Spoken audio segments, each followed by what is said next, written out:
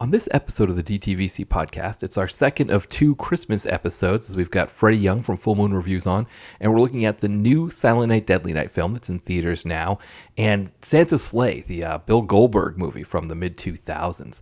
So stay tuned for that. Also, as we're talking about Santa's Sleigh, somewhere towards the end there, our conversation changes, and it's really more just a general conversation about the theater experience in 2025, what movies did well, what ones didn't. Kind of what we can expect for next year, what we think might be happening next year, which is always a fun conversation with Freddie to talk about those kinds of things as well. So stay tuned for that. And then next week, John from After Movie Diner and PM Entertainment is on. We're going to be looking at two erotic thrillers. We're back to the erotic thriller pool. We're going to be looking at two that have Joan Severance and C. Thomas Howell in them, Payback and Dangerous Indiscretion. So that'll be next week.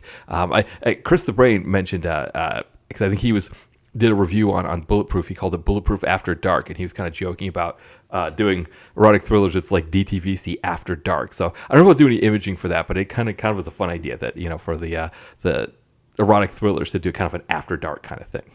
So that'll be next week. We'll be finishing up the year with that as well. And then DTVC Extra, you may have noticed that we had an episode on The Ballerina. So the first half of the episode was covering The Ballerina. The second half was talking about this upcoming merger between,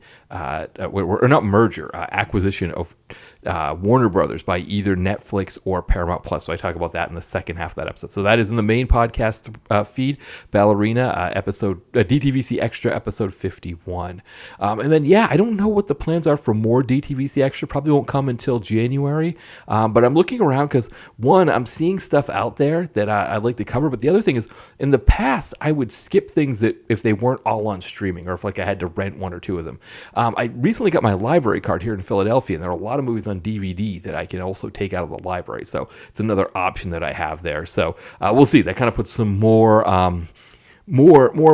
franchises on the table for future DTVC Extra episodes, so keep an eye out for that. And in terms of the YouTube channel, again, we tried a couple weeks ago to do Hard Justice. Didn't work out because it was blocked due to copyright, so I'm not really sure where things stand there. I have been looking at some Seagal movies to maybe do one of those, but I wouldn't expect anything for a few weeks at least on the YouTube channel. But if you want to check out that Hard Justice one, it's on the Facebook page. It's also on Instagram. So if you go to our Facebook page, go back through the post, or I think if you click the videos button on our Facebook page, it'll show you all the videos we have up. So there, it'll be right there. So if you want to check that out, you can there. Again, it was blocked on YouTube, so we couldn't post it there. And we're going to see what happens with that. If I'm going to start, if I'm going to try and find some things that I can post on there without getting blocked. But, we'll see what happens. Yeah, in terms of the site, this past weekend we did Special Forces. So another Isaac Florentine movie, another movie with an exploding helicopter, another Scott Adkins movie. For Isaac Florentine, we have 3 movies of his left to do. We've got High Voltage, Desert Kickboxer, and Hounds of War, which for some reason Hounds of War just is not making its way to any of the streamers. It's available to rent on Amazon, but it's not on Hulu yet. It's not on Tubi or something like that. I don't know what the deal is with that, because I know he's got another movie coming out soon as well. So we'll see what happens there. I mean, if it gets to the point where I've done all of the other Isaac Florentine movies and I just have to do Hounds of War, I may bite the bullet and rent it, but I don't know. I'm going to hold out as long as I can on that. We'll see what happens. This weekend, of course, is our Christmas episode, or Christmas post, and we're going to be looking at We Kill for Love. So it's kind of a tradition that I started when I came back from hiatus back in 2019, doing documentaries around Christmas time. So We Kill for Love is a documentary on erotic thrillers. So John mentioned it was a good documentary, so I thought it would be kind of a fun one to cover for our documentary slot for Christmas. So look for that. Probably this weekend sometime. We'll see. I'm doing a little bit better like Sunday mornings. It seems to be when I'm getting the posts up, so maybe I can keep to that. We'll see what happens. At least I'm off for the rest of the week, but it also is Christmas, so it's hard because it's like on the one hand you want to get stuff done. You're like, I've got time off. I want to get some stuff done. On the other hand, it's like, man, the fact that I have Christmas off, because I used to work on Christmas when I was younger. So having Christmas Day off, it just feels like such a privilege that I want to take as much advantage of it as possible. But I don't know. We'll see. We'll kind of see what happens there with all of that. And then in terms of guest spots that I have made on other podcasts, PM Entertainment Podcast, they just released the the holiday episode. We looked at Riot. So I was on with, of course, with the host John Cross, and then also Chris the Brain from Bulletproof Action. The three of us did an episode, kind of a 3-man weave covering Riot. That was a ton of fun. So definitely check that episode out there. It was a great time, and that is currently up as we. I'm recording this. The episode is up and available, so you should be subscribed to the PM podcast. And if you're not, get in there, subscribe to it, rate, review, all that stuff. We've been wanting a PM podcast for a long time, and John is delivering. So get in there, get it all the support you can, because we want more episodes. We want more. We want this thing to keep going. More interviews. We want to get all of that stuff going there. So he's already gotten so many crazy interviews, and then this Riot episode, he gets Kenneth Teagar to interview, but also Spiro Rosatos talks a little bit about Riot. So, one of my favorites. I love that he was able to interview Spiro Rosatos. He's just a great, just in terms of action, he's just one of the best. So definitely check that one out. And then, I can't leave this episode without talking about my newest book, Mark in Sales. It is available on Amazon, Kindle Unlimited, and in paperback. Go check it out. People are picking it up.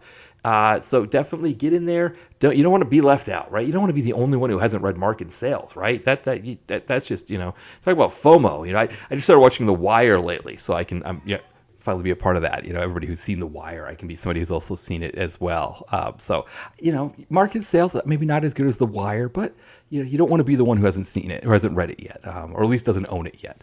The other thing is Nadia and Aiden. People are still picking that one up as well. So unlike Disney, I don't vault older titles. You can buy all of my old titles. They're all available. I go to my authors page and check those out as well. All right, that is everything. So why don't we have John from Miscellaneous Plumbing Fixtures playing our theme song, and then when we come back, Freddie Young from Full Moon Reviews on. We'll be looking at Silent Night, Deadly Night, and then Santa's Sleigh.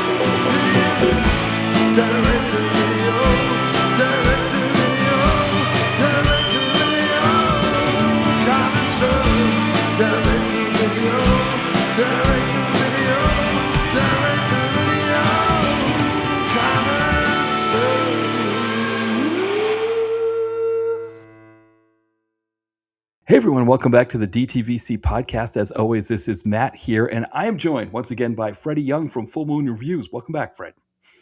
It's good to be back. Happy holidays. Happy holidays. Yes, this is a second year in a row that we've done a Christmas theme. We did Halloween just before this, so it's kind of fun to do another Christmas. And actually, we're kind of a little bit connected to last year's Christmas movie. Yeah, we did was it Silent Dead Night Part 2?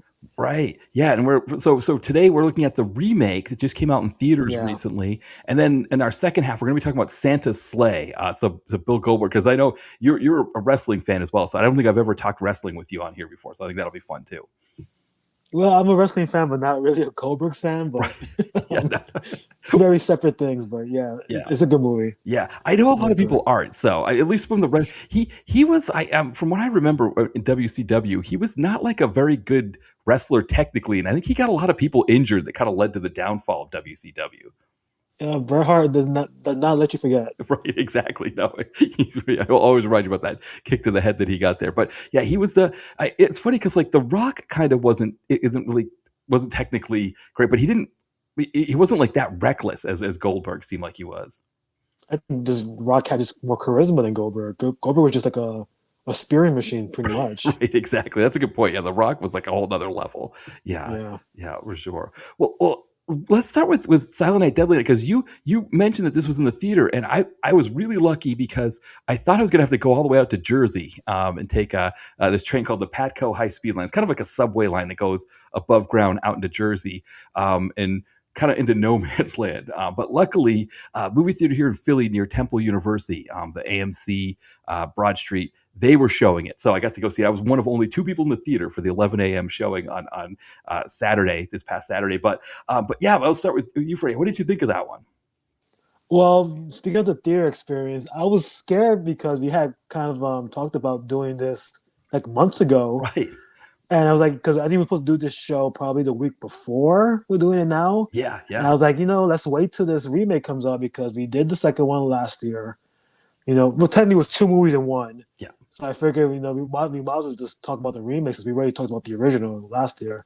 And then I was looking at the showings going, like, isn't this supposed to like a wide release? Why is this like so little theaters showing this movie? And then like the theater I usually go to wasn't showing it when I looked like a week before the release, and I was like, oh great, I have to go to this theater that's nowhere near me, and I have to watch this movie around 5-6 at night. Who knows who's gonna be there? I've never been to this theater. I'm kind of like worried. I said Matt's not gonna be able to do this. I don't know where he's gonna go to see this. Because I know you like to do matinees. Yeah. So I was like, also was like nighttime. So like, oh, he's never gonna make this. This is not gonna work. And then like 3 days before, I checked again, and it was playing in my theater. I was like, oh, okay. And it just opened up like out of the blue. Right. I'm like, oh, thank goodness! Like we can actually make this work. So yeah, speaking of the theater experience, I don't know how many people were in mine. It was more than 2 for sure. I would say maybe 15. It wasn't a lot, which was surprising considering Cineverse is big on Terrifier. Yeah. And I think the Toxic Avenger, when I went to see that, it was way more people than that. So it was a weird experience. I think the people that went were like real fans of the original movie. Mm-hmm. But from what I gathered, everyone enjoyed it, and I enjoyed it. Yeah, I would say same for me. So it was one guy, he shows up. So the trailers are going. I thought I was going to have the movie to myself, which I've never had an empty theater before. I've always had at least one person come in. And just as the trailers were going, the guy comes in, he sits down, and he's like kind of making noises at the trailers, like, what? And I'm thinking to myself, oh boy, don't tell me the one person, But then when the movie gets on and you start watching, it's like, oh, this actually is a make noise movie, you want to make it. So it actually worked out well. So he left because I wanted to watch the credits just in case somebody came up that I didn't know. So of course there's like 2 kids that work there that were like waiting for me to leave so they could clean. They kind of give me like the look of like, you gotta get out. But yeah, it was, I enjoyed it too. I mean, I think, it's a very different movie. And I guess I'll probably put a warning about spoilers because, for us to be able to talk about it in any meaningful way. Let's not spoil the ending, but we could spoil other things. Right, exactly. Because the ending leads into, I guess, the sequel that's going to probably come out. Yes, yeah. Yeah, we definitely won't spoil the ending. I think the twist in the movie is that initially, like, because right away it's not the same movie. Because it kind of flashes back to like that opening killing scene, and then to the main character I thought he was Richard Kind's son. I guess that actor's done more horror stuff before, but he looked like Richard Kind's son to me. Rowan Campbell, yeah. But probably more infamous for Halloween Ends. You see that. And I like him as an actor though. I thought that was a great choice for Billy, and the way they play Billy in this film, we'll talk about it. I thought he was really great at doing that, kind of giving you like these 2 sides of him. He has an interesting look to him. I feel like a lot of people like fanboy over him because he's a good looking guy, but I think he's like very like layered in terms of like personality and charisma. Like he can play very different beats, and I think that's what makes this work. And honestly, I was not expecting this film to be as good as it was, to be honest with you. But I think he and Ruby Moldy, who we'll get into as well, really made this film, like elevated the script a lot. Yeah, and I wonder if part of the reason why not a lot of people went to see this in the theater is that they thought it was just going to be like a scene by scene remake or just an out and out remake. And I don't know how you sell that to people because on the other hand, when you go in expecting it to be a remake and they start changing things, it's part. I think it's kind of part of the fun of watching it is to see how they change things. So it's hard to be like, oh, come see our movie because we did different things with it. It's not the same movie, so come give it a chance. But then if you go in expecting them to change things, I don't know, it kind of ruined it a little bit. It would ruin it a bit, I think, if you went in knowing that. I don't know what you think about that. Um, I yeah, yes and no. I feel like people want something new when they watch like a remake. But then you have those people that go, "Why did you do this and change this and Right. make these decisions?" And it's like, well, what's the point of remaking a movie if you're not going to change something? Um, and I guess technically this is the second remake because we had Silent Night from 2012, Right. Right. which was a totally different movie from the original. I felt like this was more faithful to the original because it was like a lot of homages to like stuff that happened in the first film, um, which probably made it work more for me because I go, okay, I could connect this to the rest of the series, even though it's its own thing. And it's very much its own thing. We'll get into it. Um, but yeah, I applauded that they did something different. Right from the start, you go, it felt almost like a Rob Zombie kind of vibe because like the parents were like a little more edgier and everything was like edgier. I'm like, where is this going? And it's a very it is a very edgy, violent movie. So Right, because the funny thing is, I didn't realize how much it was going to dovetail with the second movie we were talking about, Santa's Sleigh. But it mhm. has a lot of those vibes of Santa's Sleigh in it, where it's like a kind of a combination of a horror comedy with action Right, elements in it. yeah, yeah. It's very like Tarantino filmmaking too in some aspects. It's a very I have issues with it. I feel like they think the tone is kind of all over the place. I feel like some of the editing was a little weird. Well, I guess we'll get into that a little bit, but yeah, I felt like it was definitely a modern update to the 1984 movie, which I appreciated, and I'm glad it didn't do like a step by step remake, even though there were things taken from that first film. Like Billy here, I guess we could get into it. Like the original film, Billy's pretty much a child of trauma. He's been traumatized his whole life.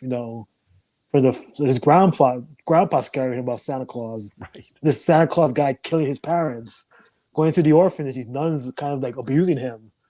The good nun takes him to a toy store during the holidays. Not expect that he's just see Santa Claus and traumatize him even more. So when we becomes Santa Claus, he starts killing people. In this one, he's pretty much like an avenging angel as Right. Santa Claus, and I really like that. Like, I was, oh, okay, this is interesting. He's not traumatized by it. He's embracing it, and I was like, yeah, I kind of like this. He's kind of like Batman, but in a Santa Claus suit. I kind of dig it. Yes. Well, and the way they reveal it is kind of cool too, because the movie starts with him in a hotel after he's killed somebody. And Right. and so you think, okay, so he's just a murderer. He's just going around killing people. And he's in the diner and he's hearing some voices, and we think, okay, so the trauma that he's gone through in his life, it's caused him to hear voices. That's what Hmm. we think it is. And so then, like when he sees the girl, we see Ruby Modine's character. He has a thing for her. Character's name is Pam, and he Right. goes across the street. You're kind of wondering, like, oh, what's going to happen with that? Like that doesn't, and she gets a phone call from a guy named Max, and we think like maybe that's a boyfriend. We don't know what that's about either. And so you get all these little elements that are coming, and like he's got his fake resume, and he applies for the job at this little store that she works at that her dad runs, and he's looking through the resume, and of course it's all kind of fake. And he's like, well, when can you start? And he's like, oh, when do you need me? And you see him like his hair's all a mess because he was sleeping on a bus the whole time, and he Right. looks like a Right. mess. But the guy hires him, and yeah, it's like you said, he's the kind of actor that you want to root for. And so the fact that the Hmm. movie eventually lets you root for him, it's just we just need it revealed, right? We don't know why he's killing people to start with. We just think he's like an evil guy, and we're kind of wondering how that's going to resolve itself. And the fact that it does, like you say, we find out he's like this avenging angel, that the people that he's killing deserve to die. It was a really interesting twist. Yeah, I dug that a lot. I love that he used like an advent calendar to kind of pick the people, and he kind of looks at people and goes, and the voice says, "You, that's the guy." Like, how does he pick them? And you don't find out why until later, Yeah, like why that happens, which I thought was a very clever plot device. Because you kind of think he's just a schizophrenic, like he right. just he's bipolar, schizophrenic, whatever he's going on with him. But you start realizing there's more to this whole thing that's going on. Like they could have just played like Dexter, and they don't. It's like a more supernatural kind of thing going on here. And yeah, like you want to root for this guy because he doesn't seem like a bad guy. He's just trying to make it in the world. He's had a lot of tragedy. He was in foster homes, and then he falls for this girl who also has some sort of anger issues. So he kind of sees like a kindred spirit in her, and it's just like this conflict. Like, oh, should I tell her? Should I not tell her? While he's killing people around her, Right. and it's just like you're tense the whole time going, oh, she's gonna help. She's gonna find out what will happen when she does find out. Will she accept it? Will she kind of go against him? Because like part two, the girl goes against him. So it's like, okay, like where is this going? And it's just like a roller coaster ride the whole time. I love that. Yeah, no, it's like there's that scene, like you said, when we find out about his Ruby Modine's character, where Pam, that like she has anger issues, and so Mhm. we could see like she's starting to fall for Billy, and Right. she goes, "Hey, do you want to go? My nephew's playing a hockey game. Do you want to go watch him? Do hockey practice? Yeah, okay, I'll go watch." So while they're sitting there, there's this like older lady in the background who's yelling at her kid. And so the first thought is like, oh, she's just a Karen, right? That's what we're thinking. She's just an angry Karen, and she comes out, she's like flirting with Billy, Mhm. and then Pam goes because her nephew's getting picked on by a couple other kids. So while they're off screen, we don't know what's happening with them off screen. We just know that she's flirting with Billy, this older woman. But then Lauren or Pam grabs a hockey stick and she starts beating these kids up for bullying Mm. her nephew. Nephew. Yeah. And so then she ends up getting arrested for that, and then they let her out of jail, and we find out that this guy Max has been calling her as a police officer that's stalking her. Very abusive guy, apparently. Yeah. Which is a huge thing too, because now we still don't understand what Billy's deal is, but now we're like, oh, will Billy protect her from this guy? That's a Right. possibility. And then he's just like, they go back to the store, I guess, because they had stuff to do with the store. He's like, can I borrow your car? To Pam, she's like, sure, okay, because they were like having a moment, and Hmm. but he's still in this mindset of like the voice that's telling him what to do. He's got to keep doing his mission, and then when he gets out there and he finds out that this woman is hosting a Nazi-themed Christmas party. It's the most amazing thing ever. And he goes back and he gets the axe, and the voice in his head's like, well, you got to kill, whatever. I can't remember the woman's name, but you got to kill her. And he's like, no, I'm killing them all. And it's just like this ballroom blitz, this macabre ballroom blitz where he's just like hacking Nazis to death. It was like the most beautiful thing. Yeah, that scene was probably the highlight of the movie for me. Right there you go. Okay, he's a hero. Yeah. Like, he's just killing all these people and they're evil Nazis. Like, and then the whole thing, the music's playing, like gunfire. She's shooting the gun at him. It's like an action movie, Yeah. and it's great. I was like, this is the difference that we need in a movie like this. Like, it stands out on its own. Like, this is the Nazi Christmas party massacre kind of deal. Okay, that's the Silent Night movie. Okay. Yeah, and the way he's like swinging his axe around, Hmm. which is so beautiful. It's like a dance. Right. Yes. Yeah. That was so perfect. And it was the kind of thing that you're like, what, because the thing is, when we find out that she essentially, I can't remember, like, did she invite him to that party, or did the voice in his head tell him how to get there? I can't remember. I think she invited him because she was flirting with him, Right. and I think when he was looking at her, he kind of like I guess saw who she was, Yeah. and was kind of going like I guess when Pam got arrested, he kind of like delayed everything. Right. Right. And it was just like a distraction, and then he sees Max, and that would also kind of like trigger something. So it's kind of like all these triggers going on at once, and I guess the voice was just like you gotta get rid of this girl first. I guess he goes in the party and then he kills the bouncer guy, Right. and just locks the door.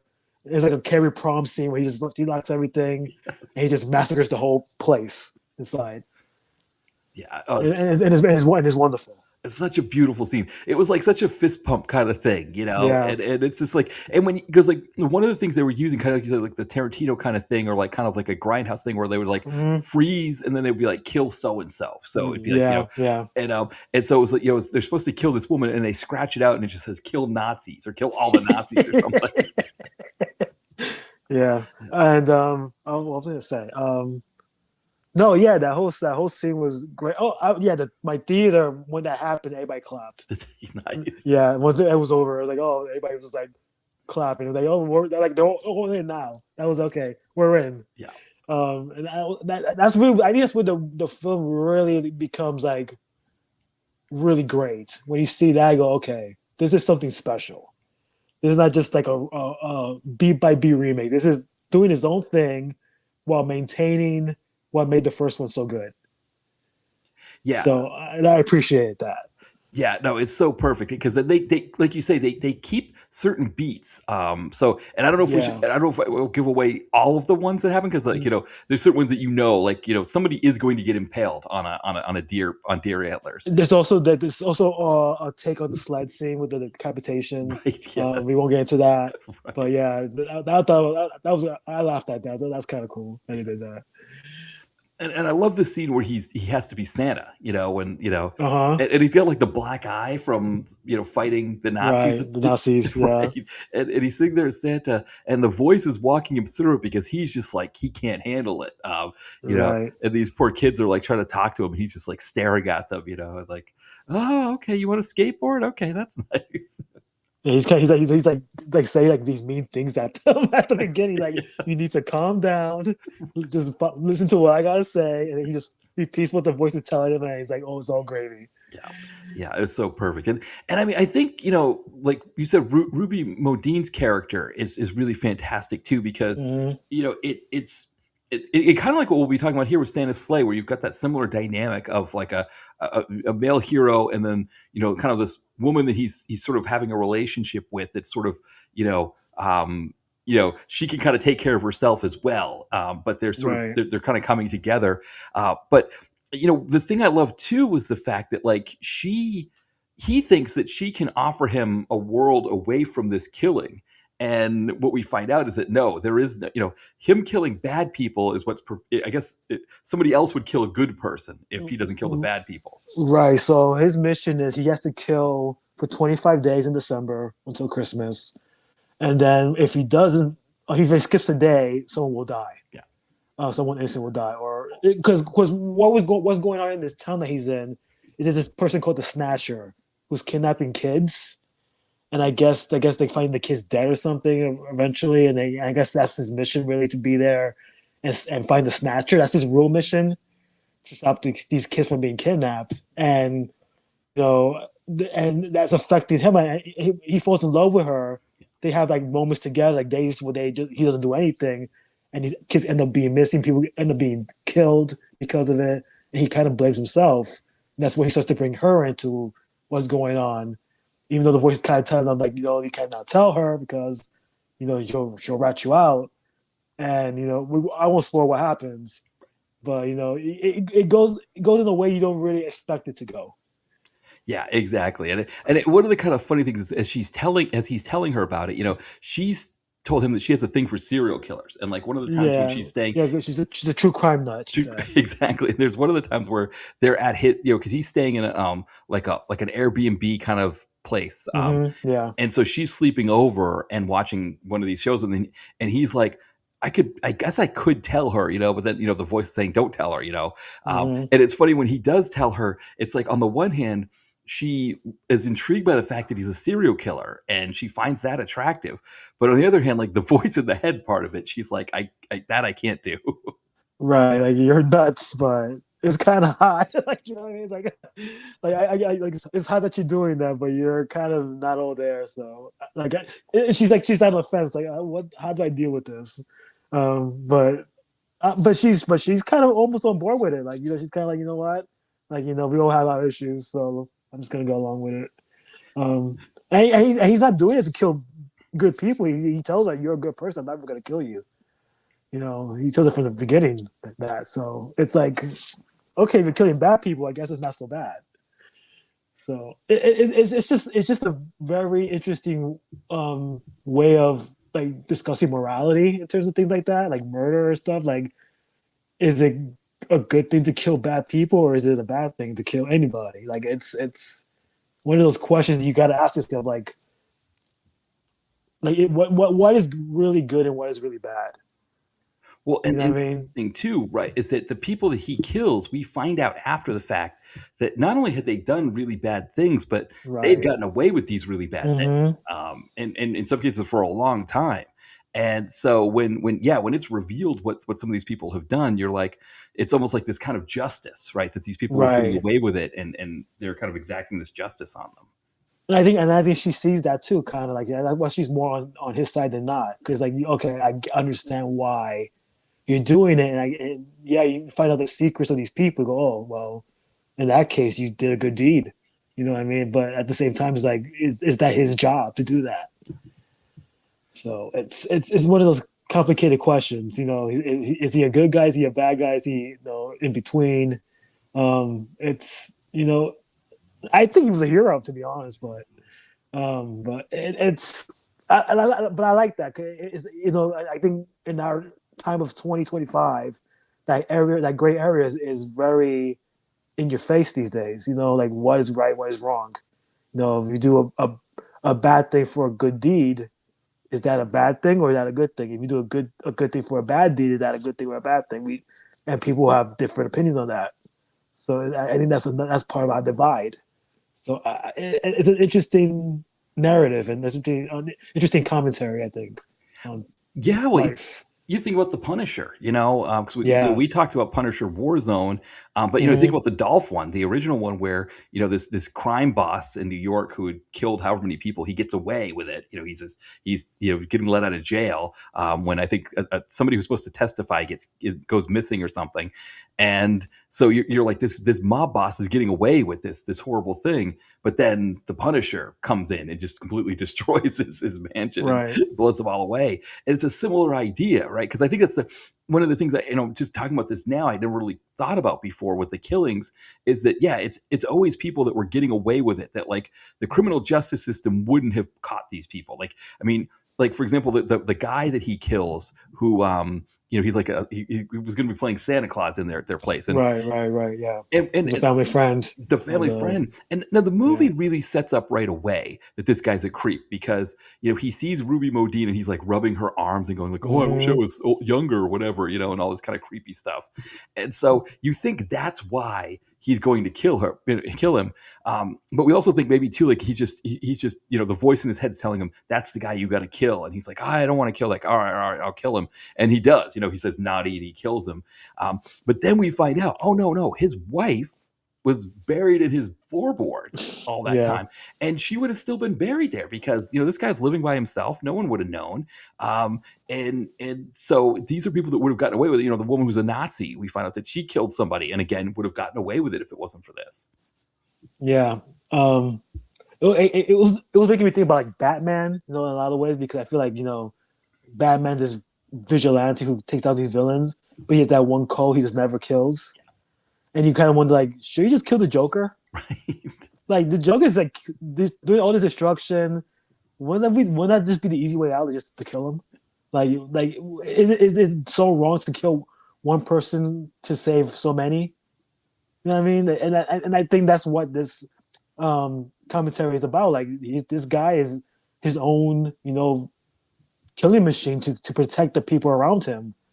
But a lot of people on the outside might look at that and go, "Well, this guy's a villain. Yeah. Like, why is it up to you to decide this?" You know what I mean? So, and I like that it plays off of that, and the fact that Ruby Modine, like, she's with him, but at the same time, she never really like says it to him, like, "I'm with you all the way." Is interesting. You know what I Yeah. mean? She's with him because she believes what he's saying, but at the same time, she's not like, "I'm totally on board with you. I'm going to be your partner in crime." It never happens like that. No, exactly. And it's like, Ruby Modine's character, it's like she you can tell that she kind of finds him attractive when she first meets him. Yes. And so she does like him. And then he doesn't really do anything so bad that's going to upset her. In fact, it's her, right? Remember, she drops Right. the ornament and she starts screaming.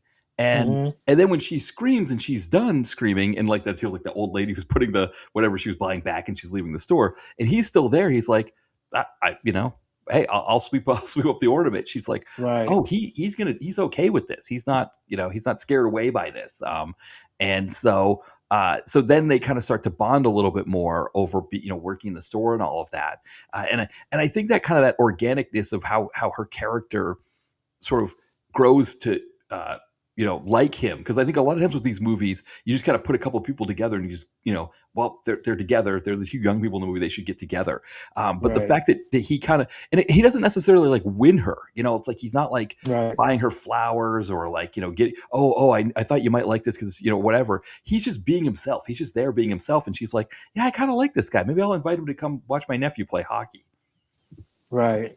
And the two actors have very good chemistry. Like you believe it, and you root for them. Like yeah, these two are very good together, and I think that's why they work. They very much yin and yang with each other. I mean, she's not as violent as he is, but I think she kind of understands it. Like oh, this is why he does it. And if she probably maybe thinks if I had that kind of instinct in me, I'd probably do the same thing. She almost killed those two kids. Right. With the hockey stick, I mean, she's probably went, I get it. Anger does a lot to people, and I get it. And when he tells her about his backstory, she kind of goes, yeah, I kind of get it. She doesn't judge her for it. Yeah, and what's interesting about the backstory, and I think there are a few other moments in the movie that bring up other kind of horror classics. When he's talking about his backstory, where he's living with the foster mom, there's a mention of the foster mom drugging him and the other kids. Yeah. And Yeah. you think of Santa Claus, where the main character in that, who also is kind of similar to the original Silent Night, Deadly Night, where he, Right. but like his mom and his dad's brother, because his dad passed away, his uncle, they drug him so that they can have sex. And then like later he's like drugging, Debbie Rochon's character's kids so he can go out and do killings and stuff. And because that's not a part of the original movie. There's no drugging of kids in that movie because you've got the, Nurse Ratched nun who's running the place. It's kind of, really bad. So I thought that was kind of interesting. I think the other one, we talk about Santa's Sleigh. I almost kind of feel like the strip club in Santa's Sleigh kind of reminded me of the Nazi party, like the way, the location of it and all of that stuff. Yeah, I see that. And I also think I want to talk about like the voice in his head, why it happens, but that's also very much a play on like the Halloweens, like the sequels, sort of like the one the psychic link in a way. I thought that was interesting because he's from Halloween Ends. I thought that was kind of like a nice connection for him. Because and then in that movie that kind of happens to him too. So it's kind of an interesting like but he's not like evil and like in this one he's a good guy. So it's kind of like an interesting kind of homage to that too. Like people hated you in that movie, but we're still gonna use that plot device anyway for you. But I think it works better here because he's more of a fleshed out character in this movie on the role he's playing, and he's given a lot to do. Just like the moment where he talks to himself is just so captivating. Like you're just wondering like, what is really going on with this guy? Like, is he nuts? Is this voice real? Like, how does he know all these people? Like, why is he here? And it leads to a very cool like third act where you gotta go, oh, this is why he's here. This is his mission the whole time. So yeah, I think the storytelling here was very, very well done. Yeah, it was very thought out. Yeah, it's like it's right. It's Halloween 4, right? Where the Yes. end of the movie where you suddenly see Danielle Harris, right, with the knife. Right. And Right. and I, that's a great point that this movie using a similar thing with like the power of the person's consciousness being moved to other Right. people like that. Right. Yeah. Yeah. I mean, I remember as a kid, like I think that was one of the ones my friend who his parents had a scrambler box, so we got all the pay channel. He had all the pay channels for free, and I think we watched Halloween 4 on there. And I remember that end scene with her on the, I think she's like at the top of the steps or whatever with the knife. She grabs his hand before that, and they shoot him down, and she becomes him. Yeah. Yeah. I think that's kind of a cool thing because again, that's a thing that the original one, Silent Night, Deadly Night, really couldn't have done because it came out in the 80s, and so it wasn't really pulling from with this movie. It could say, okay, we're taking most of our DNA from the original Silent Night, Deadly Night, but we could pull from all these other horror classics too. Right. Yeah. And it works. And I think, and he did it in a very smart way. I think Cineverse, though, the people behind this are pretty smart in terms of like the fan service. Like they don't just do it like just to please people. They do it to kind of make people go, oh yeah, this is where this is from. This is the inspiration for this, and I think that's actually kind of cool. And it makes people like really research that kind of stuff and go, oh, this happened in this movie. Maybe you should watch that to understand why this happened here. It's like, oh, okay. So I think that's kind of cool. Well, I was going to ask about the Cineverse and the fact that this has a limited release. Because Hmm. I think the one thing as I was watching this is that I had a really great time with this movie, but I think even if I didn't like this movie, the idea that it was in the theater and you could go see it in the theater to me is like an important thing on its own. Yeah, especially like I guess it's not the same because 1984, the protests, the boycotts Oh, that's right. I with the forgot original about that. movie, That's right. and Yeah. that didn't happen this time because I guess as people are past that. Yeah. The world's very different. I it was what was interesting to me in this one was they did not use any of like the religion aspect, and I wonder if that was intentional because they didn't want to like offend people. Because there's no mother superior at all in this movie. That's a spoiler. She's not a villain at all, or no sense of like church or anything in this movie at all. Which was I thought was an interesting thing to take out because that was such a big part of the first two movies. You know what I mean? Like Mother Superior was just an evil villain in both films. That to take her out completely was an interesting choice, but I think it works because I think there's enough social commentary here that you don't need a religion aspect to it, and I think that would just offended people. Even though would it offend as many people now as it did back then? I don't know. That's an Yeah. interesting question. Yeah, well, because the other thing too, I think, is that in 1984, you would have had more people who grew up going to like Catholic schools where nuns would beat them and stuff like that. Yeah, And yeah, like I remember, I think my dad went to a Catholic school, where they'd like hit your hands with rulers and stuff like that. And so, like, there were a lot more people that would have had that experience. That by the time this one here in 2025, I can't imagine unless you're down south. I think down south they still do that kind of stuff, but I don't know if for most people they wouldn't have had that experience. So like the evil nun probably doesn't resonate as much now as it did back then. I think the Nazi thing was smart because, like, I guess 2025. I guess politics. There's a certain group of people who very much use that fascist Nazi stuff in terms of running their administration. I trying to be nice. Um, and I think that connected to me more because, like, oh, yeah, these people deserve to fucking die. like you know what I mean? Like religion. Okay, that's a little different.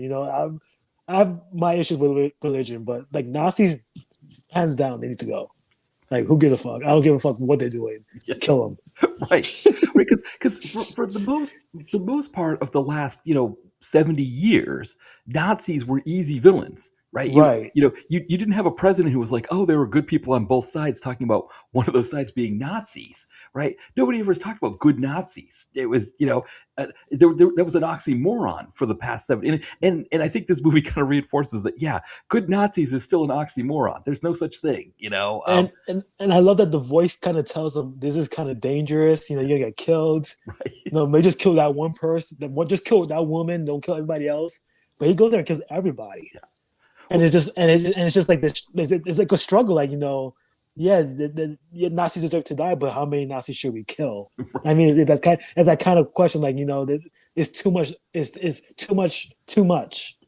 So, but he does it. He gets away with it, and I was glad he did it. I was like, yeah, what? I clapped. I was like, good. Oh, it's such a beautiful because the funny thing, right, is that the voice tells him use one of the guns because the other thing too, of course, is Right. that He doesn't want. He doesn't want to use it. right, right, because all these people have checked these big assault rifles. So like the Yeah. bouncer, when people go in, they check. He's got like all these big assault rifles in a case behind him, and the voice was kind of like take one of those and mow everybody down with that. And he's like, no, there's no honor. Is that what he says? There's no Right. honor. Or There's like no honor. There's no honor. Yeah. yeah, and so which of course, I mean, it's such a much better scene when he's got the axe and he's swinging it around and nailing people in the stomach and the back of the head, cutting people's heads open and stuff like that. Yeah, it's all really great stuff. It was like a Kill Bill scene, Yeah, honestly. Like like that scene where she fights all the what was they called I can't remember the names, but yeah, that the when she's fighting all the Asian yes, ninjas. Yeah, yeah. Like, that's what it reminded me of. Like, oh, this is very Tarantino. yeah. And I love that. That was great. It was well shot. It was the music helped. I love her reaction. The woman she's going for it. She's like behind the curtain, looking like, "What the hell's going on?" And she gets the gun. And she starts shooting at him, and it's like it's great. Like it was like 5-6 minutes of just pure violence, and I was like, you know what, this is amazing. I don't know how much the budget was for this movie, but I don't think it was that big. But it was just they used it very well. Like, the gore was great, the blood was great. You know, you saw people like getting decapitated, limbs being chopped off, people getting axed to the stomach, the chest. It was great. Like I couldn't ask for anything more. No, no, I totally agree. Yeah, it doesn't show the budget on here. It just says that it did open with $1 million, so it made about $1 million this past It's not weekend. bad. It's not bad. Yeah, I mean, I think that's one of the things you're talking about that scene. I mean, how many times would we have just seen that scene on our TV screen? Because a movie like this Hmm. would have just been direct to video. It would have been, direct to Yeah. Hulu or Shutter, right? Shutter would get it. Video on demand, Yeah, probably just drop there. Yeah. yeah. And that's what makes, I think that's what made it special. Like, okay, this got a theater release. So this is something they really believed in, that they wanted to put in the theater. So that I was like, I'm down for this. Like, you know what I mean? Like, I think I saw the trailer. I was like, this was really cool. I was like, but is this the best parts of the movie? And you get, and I was kind of like worried. But once I sat there and that scene happened, I was like, okay, I'm all in. Like, I'm along for the ride. I want to see where this goes.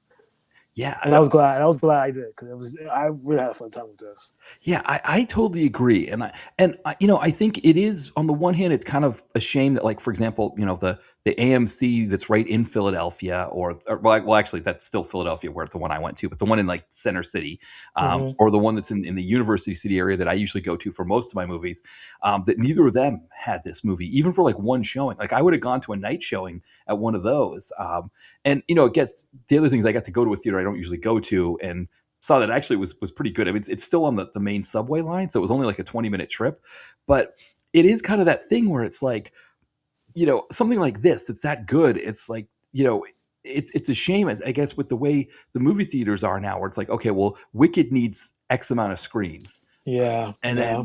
then what is it? Five Nights at Freddy's 2, if they thought, okay, Hmm. well, that's our horror movie, so that's what we'll have here. We don't need Silent Night, Deadly Night, and then it's like, I guess, with the one that I went to, because it was near Temple University, they thought, okay, college kids will want to see it. But the guy that was in there with me watching it, he wasn't a college kid. I think he might have been older than me. So there was no college kids going to see that movie. I would say this wasn't really marketed as well as it should have been. I feel like this kind of flew under the radar. Um, I think, yeah, like Wicked kind of took his spot. Five Nights at Freddy's took his spot. Like, and people still talk about weapons and sinners. It's just, I just think I think everybody's kind of just waiting for Avatar at this point. And people just like was like, okay, I'm just gonna skip this week. What came out this week? That's in Ella McKay. Yes, right. You know what I mean? Like, it's just like, like, do I really spend money? And movie tickets are not cheap. Yeah. Food is not cheap, so I guess people just decide just to wait for streaming. And I think this will do very well on streaming. Yeah. Um, I guess it goes to Screenbox first, I guess, and then maybe it goes to Prime eventually. But yeah, I think this will do very well. Like next year, I think it's do very well in terms of like streaming and stuff like that. Yeah, well, you make a great point, because one, the movie was only an hour and a half long, and Hmm. I know people say, well, because you're spending so much. I mean, for me, doing the matinee was like 11.50 for my ticket, and then Okay. when I got up there, I didn't want. I was like, well, it's only an hour and a half, so I don't need like the big popcorn and the big soda. But I actually couldn't find any sizes other than just large and large. So I was like, all right, let me get the large cup popcorn, and then they had the Coke Freestyle machine, so I got the Wicked Witch flavor Hmm. of soda. But that's another, like, $16 right there. So I'm out, $27 for that move, for the movie, which, I mean, again, I think it was worth it for that. But I think a lot of people are going to look at that and say, like, well, like you mentioned, it's the Christmas season, Avatar's coming. A lot of people have that one marked on their calendar, that's the one they're going to see. And so they're going to maybe just wait until that one and do that one. And a lot of movie fans are probably going to see like the Oscar movies, like My Supreme, Yeah. stuff like that. So it's kind of like people are saving their money. It's unfortunate, but I'm glad it got theater release. I'm glad it made money off of something. And 1 million is not bad considering it wasn't marketed as well. Yeah. I mean, it's no Terrifier money, but it's still. I think Cineverse is probably gonna make another one because they don't have that many franchises to really work off of. I know they got Toxic Avenger also. They're coming out with Silent Hill. Oh That's coming up yes, next. yes. They showed that trailer like 3 times. I was like, okay, we get it. I know. Um, We got it twice, so yeah, I know what you mean. even though it, it, Yeah, it looked pretty good, it looked pretty good. But I was like, we get it. right. By the second time, I was like, okay, I'm gonna see it. Leave me alone. Yes, right. Um, but but yeah, I feel like they should really continue this because I think we're not gonna spoil the ending, but when the movie ends, it can really lead into something very interesting. Yeah. Yeah, and I Um, think a movie like this wouldn't take much to make another one this year and have it out no, for next year. yeah, we wouldn't. But I think they want to. I think they might wait because Terrifier comes out next year, so they Oh, might just right. focus on that. That's a good point. Yeah, that's the big one, big Terrifier 4. So Yeah. Well, because the other thing too, right, is that we talked about how Avatar might be hurting, which I didn't even think about the other one with Marty Supreme, Timothée Chalamet. That's like hmm I think a lot of Gen Z audience yeah, they like to see him in stuff. and that's getting a great word of mouth too. He's really great in that. Oscar Yeah, buzz, all that stuff. Yeah, yeah, so yeah, because that's gonna be big. that's another audience that we would have wanted to see this is Gen Z, going out to see some slasher hmm movies, and they, and for sure Gen Z, we talk about the money it costs to go see a movie in the movie theater. Gen Z more than any group, Or they hurting. Yeah. yes, yeah, so they've really got to save their money. So, I think that the same thing's going to happen next year. The only thing interesting next year is I don't think Gen Z will go out as much for Avengers Endgame or sorry, Doomsday. Doomsday. Yeah, Yeah. but I think that age group just ahead of them, that sort of late millennial group, they're gonna put everything into that. They're gonna go out and see that one. Well, they might go out of curiosity. I mean, they might save. I mean, it's a Christmas movie, and they Yeah, might go and check it out. Um, it's funny, like the fact that this got a theatrical release was surprising because of that. Like yeah, the fact that Wicked didn't do as well as it probably could have, unfortunately. But like Five Nights at Freddy's is still doing pretty well, and and there's movies out there still doing good. Oh, Zootopia doing very good business. yes, yeah, Zootopia. Yeah, Which was that was a great movie. And it's like people are picking and choosing it, and it's not an event movie to really go out and see. I think it's like people. This is the kind of movie that people wait to like see on Netflix or something, and go, okay, this is a cool movie, and they'll tell their friends, and their friends will watch it, and they'll tell their friends. Go on Letterbox, people read the reviews. Oh, this is actually good. Okay, I'll watch it, and right. that's how it catches on now. Like it's Letterbox. We're in the Letterbox era of movie watching. Yeah, right. The final four, your most recent four, right? When people go online Right. and see that, and yeah, What's your last four watched? Okay. last four watch. That was good. Okay, I'll check that Yeah, out. I'll check. Yeah, for sure. Yeah, that's a great point because, I mean, one of the things, I just watched the Ballerina recently, or Ballerina, Oh, and great movie. yeah, and I missed that one in the theater, partly because the ads I didn't think were that compelling, and I thought, well, I'll just see it when it's on streaming, which it ended up going to Stars, which I ended up doing the $12 for 12 months for Stars, Mm. so I was able to see it there. But I was like, I wish I had seen this in the theater, and it didn't last long. I think it was there only, I think because it did so poorly It, the first yeah, week. it bombed. Yeah, it bombed. Yeah, Unfortunately, which I saw it in theaters. It was a great fucking time. right. Yeah, Especially when John Wick showed up and was like, okay, here we go. yeah, This is great. yeah, yeah.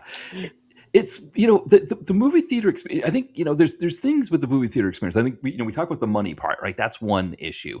I think the other issue is the availability of movies. Like again, like this movie. Fortunately, we were able. You had it at the theater you go to. It was at a theater for me that wasn't that far away. I mean, because yeah, if I was going out to Jersey for that one, I think it was like the train stopped in the town, and then I think I was gonna have to walk like a half a mile. And Oh, out in South Jersey, you don't know if you got a sidewalk, you don't know what it was gonna be an right. adventure for sure. But when I saw that it was playing here, I was like, okay, all right, that's a little bit easier for me than going out there. But it's like between that fact that the money they charge and the availability, the fact that like something like a Wicked for Good is going to be taking up all these screens. So then something like this, isn't playing at every theater that you want it to. I think it's a problem for the movie industry. And I know, Netflix is saying like, oh, people don't really want to go out and see movies anymore. And it's like, no, we want to go out and see movies, but we need to be able to do it. It needs to be available for us to do. the pandemic really hurt the box office. That's what I'm gonna say. Yeah. Um, but yeah, I feel like people won't go to a movie unless it's like an IMAX or Dolby or it's like an IP that people know. Yeah.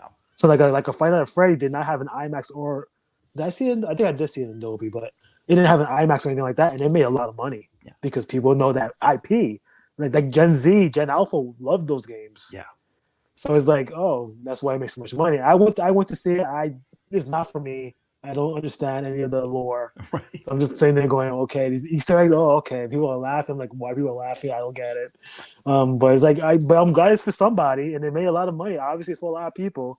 But yeah, I think it has to be an event, like, or something like an anime, like Chainsaw Man did very well. Like things like that, like people, or Dragon Slayer, people, you have to know the IP, and I feel like something like that is not an IP people know really.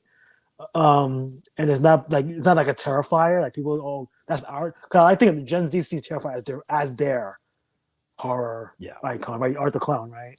Um, so like when Scream comes out in February, that's gonna make a lot of money, despite all the controversy, because a lot of millennials and a lot of Gen Z love that series. So it's kind of like, Silent Night Deadly Night is not one of those franchises you go, yeah, I gotta watch a sequel to that or a remake to that. And people are going to wait for the word of mouth or the Rotten Tomatoes score, and then go, okay, maybe I'll wait for streaming or it's on video on demand. I'll buy it. And that's probably what's going to make his money is through streaming and then video on demand. And as long as it makes money, it's so good. You know what I mean? People watch it. But I feel like next year, people will talk about this movie more because it'll be out. People will know what it is. The Rotten Tomatoes score is like 80%, I think, is very good. So, and I know the audience score was very good too. So it's gonna make something. So, I think it came out too late too. Like I feel like it should come out maybe late November, to kind of capitalize on the holiday season, and it didn't really do that. But I guess Wicked came out, so it couldn't do it anyway. But it's unfortunate. I feel like horror did very well this year, but I feel like this underground horror is. I feel like it's people just wait for streaming like Shudder or Screambox or wait for Netflix to have these terrible like movies on there. It's what it is right now. It's just that's the culture we're in. Well, that, and I think the other thing is that, Silent Night, Deadly Night also would appeal to, a Gen X audience that would have seen the original in the Right. theater. Or And, millennials who saw it with their parents or their brothers or sisters or whatever. Yeah. yeah, and I mean that Gen X audience is probably one of the most jaded ones where they'd be Hmm. like, "Oh, you're remaking one of my classics? Oh, I don't want anything."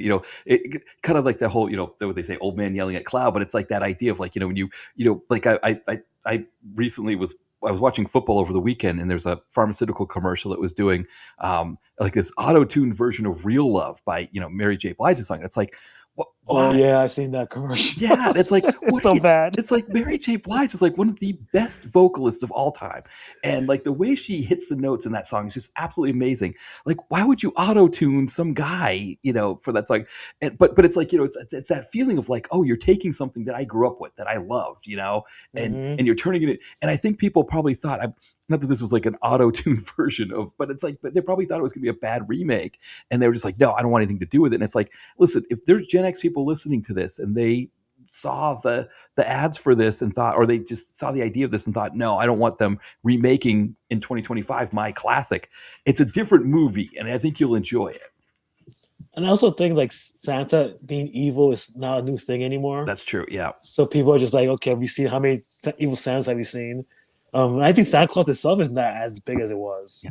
I feel like people, I guess kids are just not like, I'm sure a lot of kids still believe in Santa Claus, but I think a lot of them probably on their phones, they Google it. Oh, he's not real. Okay. Right. It's like his mom and dad giving me like my gifts. Thanks. Right. So it's like, I just think the culture has changed. I think that's what it is. But then it changed the fact that this is a very good movie. I mean, and I think it's the best one since the first one, to be honest with you. Um, Way better than the first remake they did. I thought that remake was okay. The Silent Night from 2012. I thought that was okay. Yeah. But this one I thought was really, in essence, the true reboot of this franchise.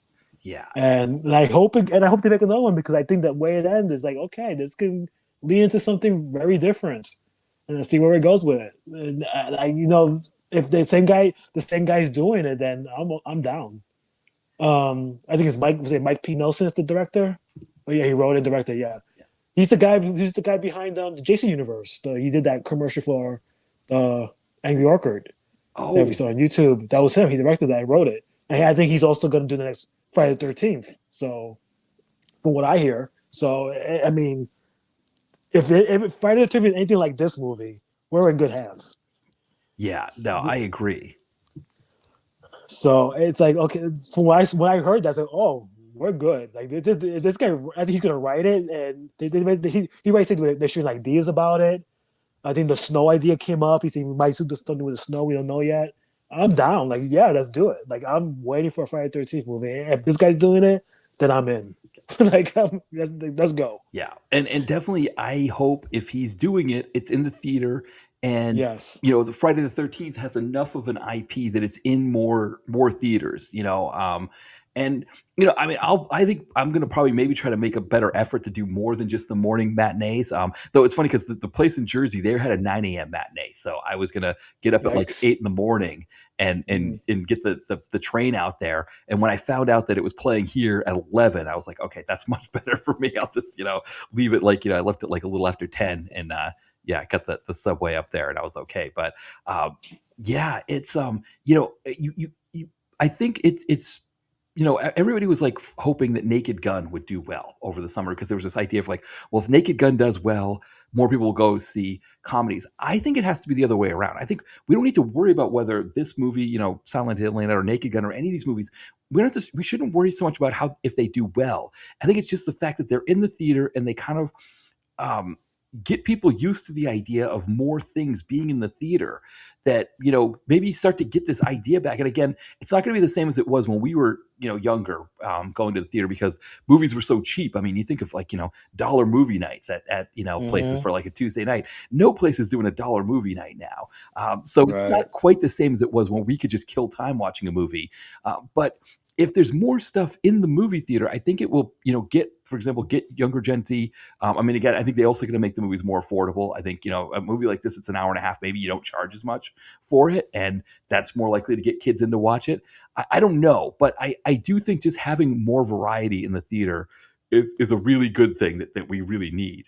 Yeah, I agree with you, and I think even though those films didn't do as well as probably people expected it, like especially Naked Gun, I thought it was going to do better than it did. The fact that people still went to see it and still made some sort of money tells you there's an audience there for it, and I think you just need to capitalize on that. Like I think Scary Movie 6, that's probably going to be the one that breaks things in. I think people are waiting for that movie. I think we're gonna make more spoof movies again. I think like Fackham Hall came out like Yes. couple of months ago. I saw that. That was okay. Yeah. But I'm glad to see something like that in the theater. Okay, it's not a superhero movie. It's not a horror movie. It's not an action movie. It's a regular comedy. The audience not be the same. They might not get the jokes, but the fact that it was released, people respected it enough to think it is good enough to be in a theater. That's a great first step to getting back to where we were. Yeah. Um, so like, and see new IPs be big, like Wicked. That's great. Like seeing these new things, Terrifier. We were talking about great, because we can't rely on the same crap that we've been watching for the last like 40 years. Like talking to you, Star Wars. Like, come on. Right. Like, Right. it's like we need something different. We need different things, and variety is always good. Like Ellen McKay, how the fact that I got released in a theater, like I'm gonna tell you right now, that's a streaming movie. Mhm. But it got a theater release because of the actors in it, and that's respect to the actors and respect to the director, and that's a good thing. So there's an audience for anything. I just think it's all about the marketing, the social media presence, um, the market to the younger generation. Like that's where the money is. And a lot of they're very cynical people, cynical kids. They don't really care about a lot. But once you get them to care, they will go and see your shit. Look at Minecraft. Like that Yes. movie made almost $1 billion, and I'm just sitting there going, okay, well, it was not for me, but I'm glad it's for somebody. Well, because you think about, like you said, you mentioned Zootopia. Yeah. Last year it was Inside Out. Two, Hmm. that was the big. Kids movies still do really well. So it means that Yeah. we have generations of kids whose their parents are still taking them to see movies. They're growing up going to the movie theater, like they're getting that experience. I think a big part of why Wicked did so well last year is that you had especially girls that were in that age group that would have been too old for Pixar movies, but Right. too young for something like this. Silent and Deadly Night 2. Wicked was something that was made for that age group when really there hasn't been much for that age group in a while. And the comic book thing, I think, we think about 2019 where that wave just went on this other level where, you've got like $1 billion Aquaman movie. You got Venom doing 800 million in the theater. Like those movies really had no, I mean, I think we've talked about it before with like the Captain Marvel movie. It was a really great movie. I don't know that it was meant to be $1 billion earner, but like comic book movies were just printing money so much at that time. And part of it was COVID, but I think the other part of it was just the fact that like that kind of thing, you could only get so many people that don't normally watch comic book movies to watch them to get that kind of money, that kind of, generate that kind of revenue for so long. And eventually they're going to get tired of it and want to go do something else. It's like, people talk about comic book fatigue, and I don't know if it's comic book fatigue. I think it's just that there was a bubble that was meant to burst at a certain point. And when I went and saw Fantastic Four, I could kind of see where the bubble burst there because it was all people in that theater that were like hardcore Marvel fans. Right. And it was it was that age cohort, that younger millennial cohort that I was talking about. That was that was a good chunk of it there. But there were people our age that were there as well. And I didn't see like Gen Z. Like I saw Gen Z kids when I went and saw Blade a couple years ago when it was airing Mm. here. But Fantastic Four, it was pretty much, and I want to say Superman was the same thing. It was pretty much that core comic book group that not ones that necessarily read comics, but the ones that kind of came up in the Marvel age, in the 2010s, and really were the ones that really anchored that success. That's who was going to see Superman. That's who was going to see Fantastic Four. And so it's going to be interesting to see if Doomsday is able to pull in the excess market to get that kind of money. I don't know that it will. It's that's gonna be the real test. If that movie does not do well, then Marvel's really in trouble. Because you got Robert Downey Jr. and Chris Evans back, and they were like the hardest sell of all those movies. And I think that a lot of people say that's the reason why those movies have not done very well because they left. Yeah. If they don't come for that, they're in trouble. Yes. But I think it will make $1 billion. Will it make $2 billion? Probably not. But I do think, out of curiosity, all the hype that's now already behind it is a year out. It's gonna make money, and this Spider-Man comes out before that, so that's gonna make money too. And I think Spider-Man, if that does really well, we're in good hands. Yeah. Because I don't know if that's gonna lead into Doomsday. Probably will. But yeah, I think it might have a chance. I don't know if it's gonna make like Endgame or even Infinity War money, but I think if it makes $1 billion, I'll be happy. Because like, okay, you still got something here, and you have all these characters like X-Men in there. You have Fantastic Four in there, 2 groups of Avengers in there. It's like, if this bombs, like, come on, like, you're screwed. Like, this is, what are you gonna do? Like, what are you gonna do? There's nothing after this. It's over. Like, it's. I think it has to do well. I think it has to do well, and I think the fact that it's coming out in December, I think will help it. Because it's getting away from all that summer stuff like Supergirl and Spider-Man. I don't know when Jumanji comes out. I know there's another Jumanji coming out soon. I don't know when that comes out, but yeah, I think it'll do well. I think people are gonna say, "Oh, it didn't do $2 billion, so it's a bomb." Like, no, I think if it makes $1 billion, we're fine. But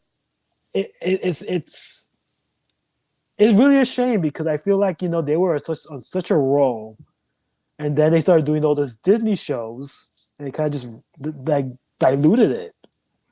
And I think they've never looked back. Like, I don't think they even know what to do at this point. And it's great to have them back, like Chris Evans and Robert Downey Jr., but that's kind of like, we've already done this.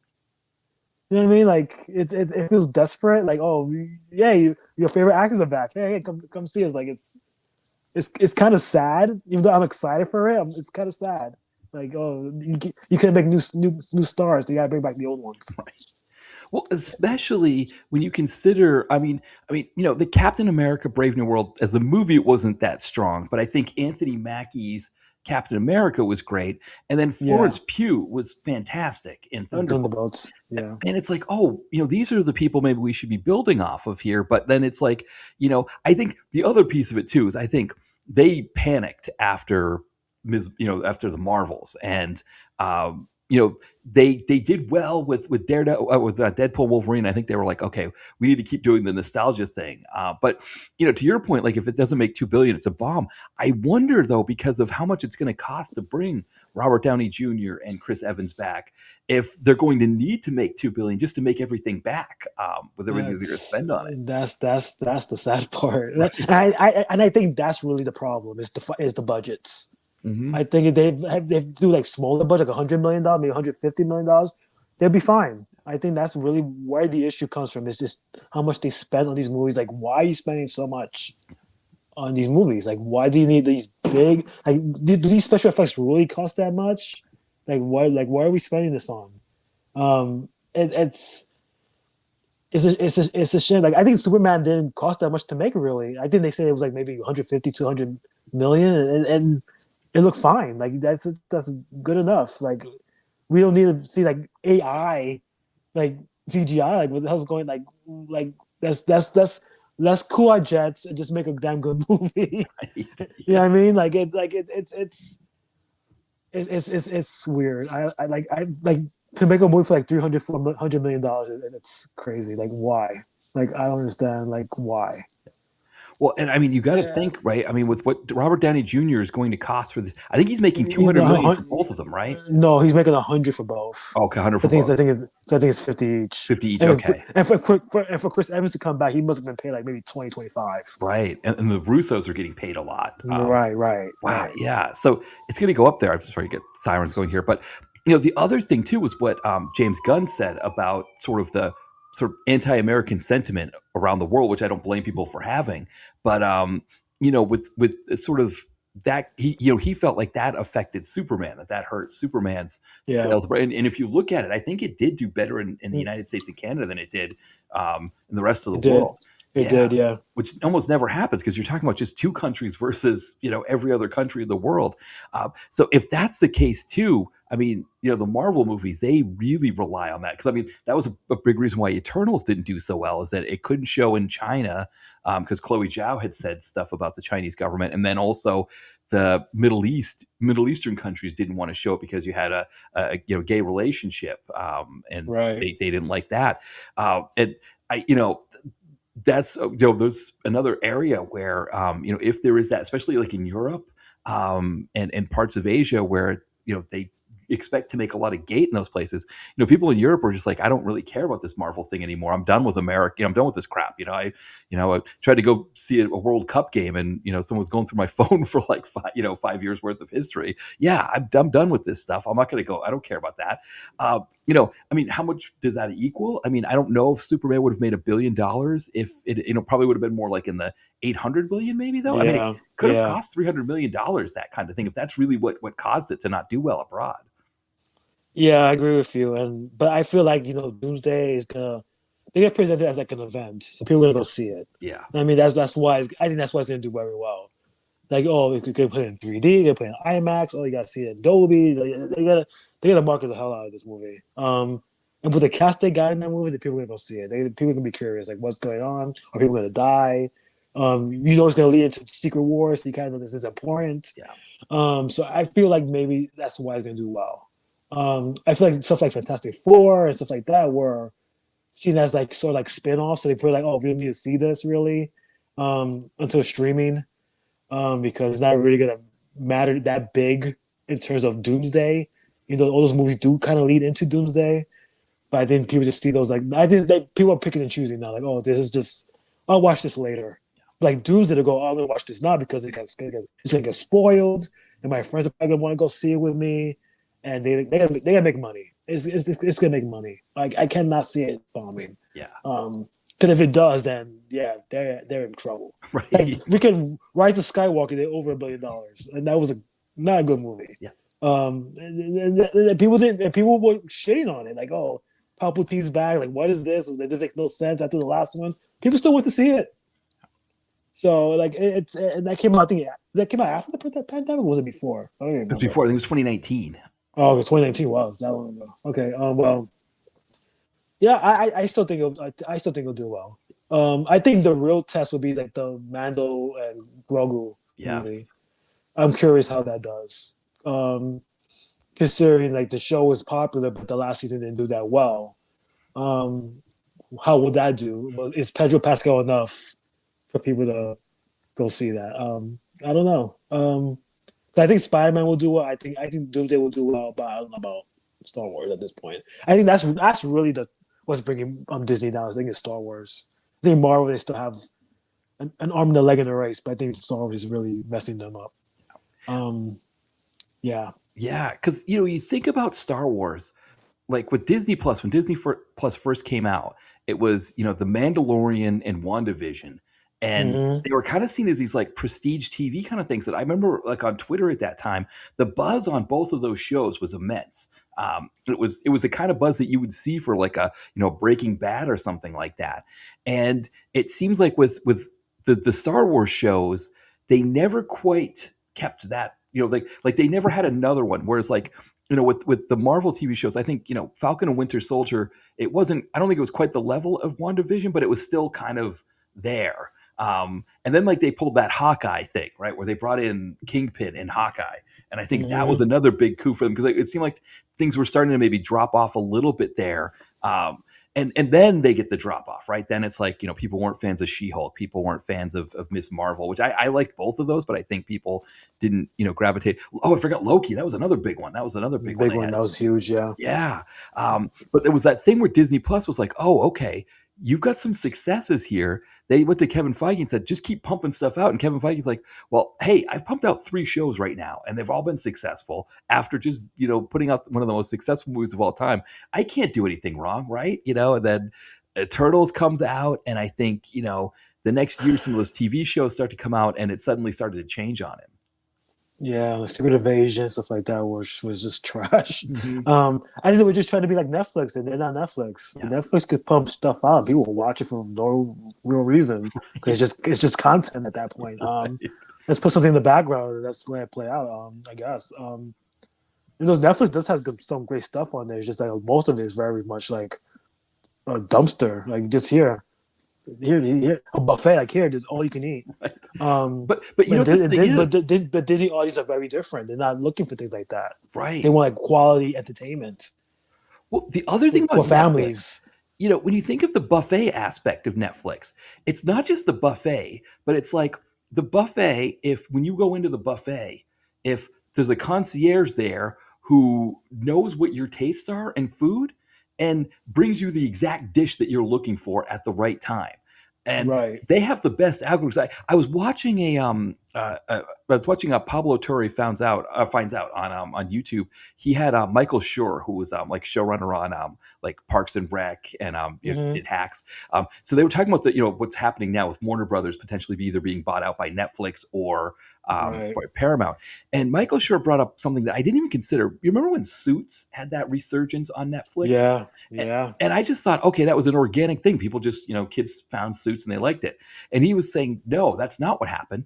Netflix's algorithm is so precise that they knew the exact time to push that to the exact people that would like it, to build buzz around it and create this thing. Because then, NBC and Peacock, they try to make their own. They rebooted Suits and it did And it horribly. bombed. And it Right. bombed. Yeah. And so Netflix has that ability that like you said, it's like a buffet, but like a buffet that can say to you like, oh, Matt, I know you're going to want to, I don't know, have roast beef or, the risotto or whatever is at the buffet. I don't know what's, but, the breakfast, the brunch buffet, you're going to want the fresh cut pineapple. We know Matt likes that. Here's somebody handing you a thing of fresh cut pineapple the moment you show up. And, now you're sitting at the buffet ordering drinks and eating all this food because they've got you there. And yeah, it's one of those things that like Disney Plus never quite figured that out. They had a show like Ms. Marvel or like She-Hulk that I think are good shows, but they could never find their audience, and they didn't have a way to push it to the right people that would want to see. And granted, I don't know what the audience is for a show that's partly, for like Ms. Marvel, it's partly targeted to Gen Z audiences, but also targeted to people that would be interested in the partition between India and Pakistan. And Right. it's like it's a hard audience to figure out.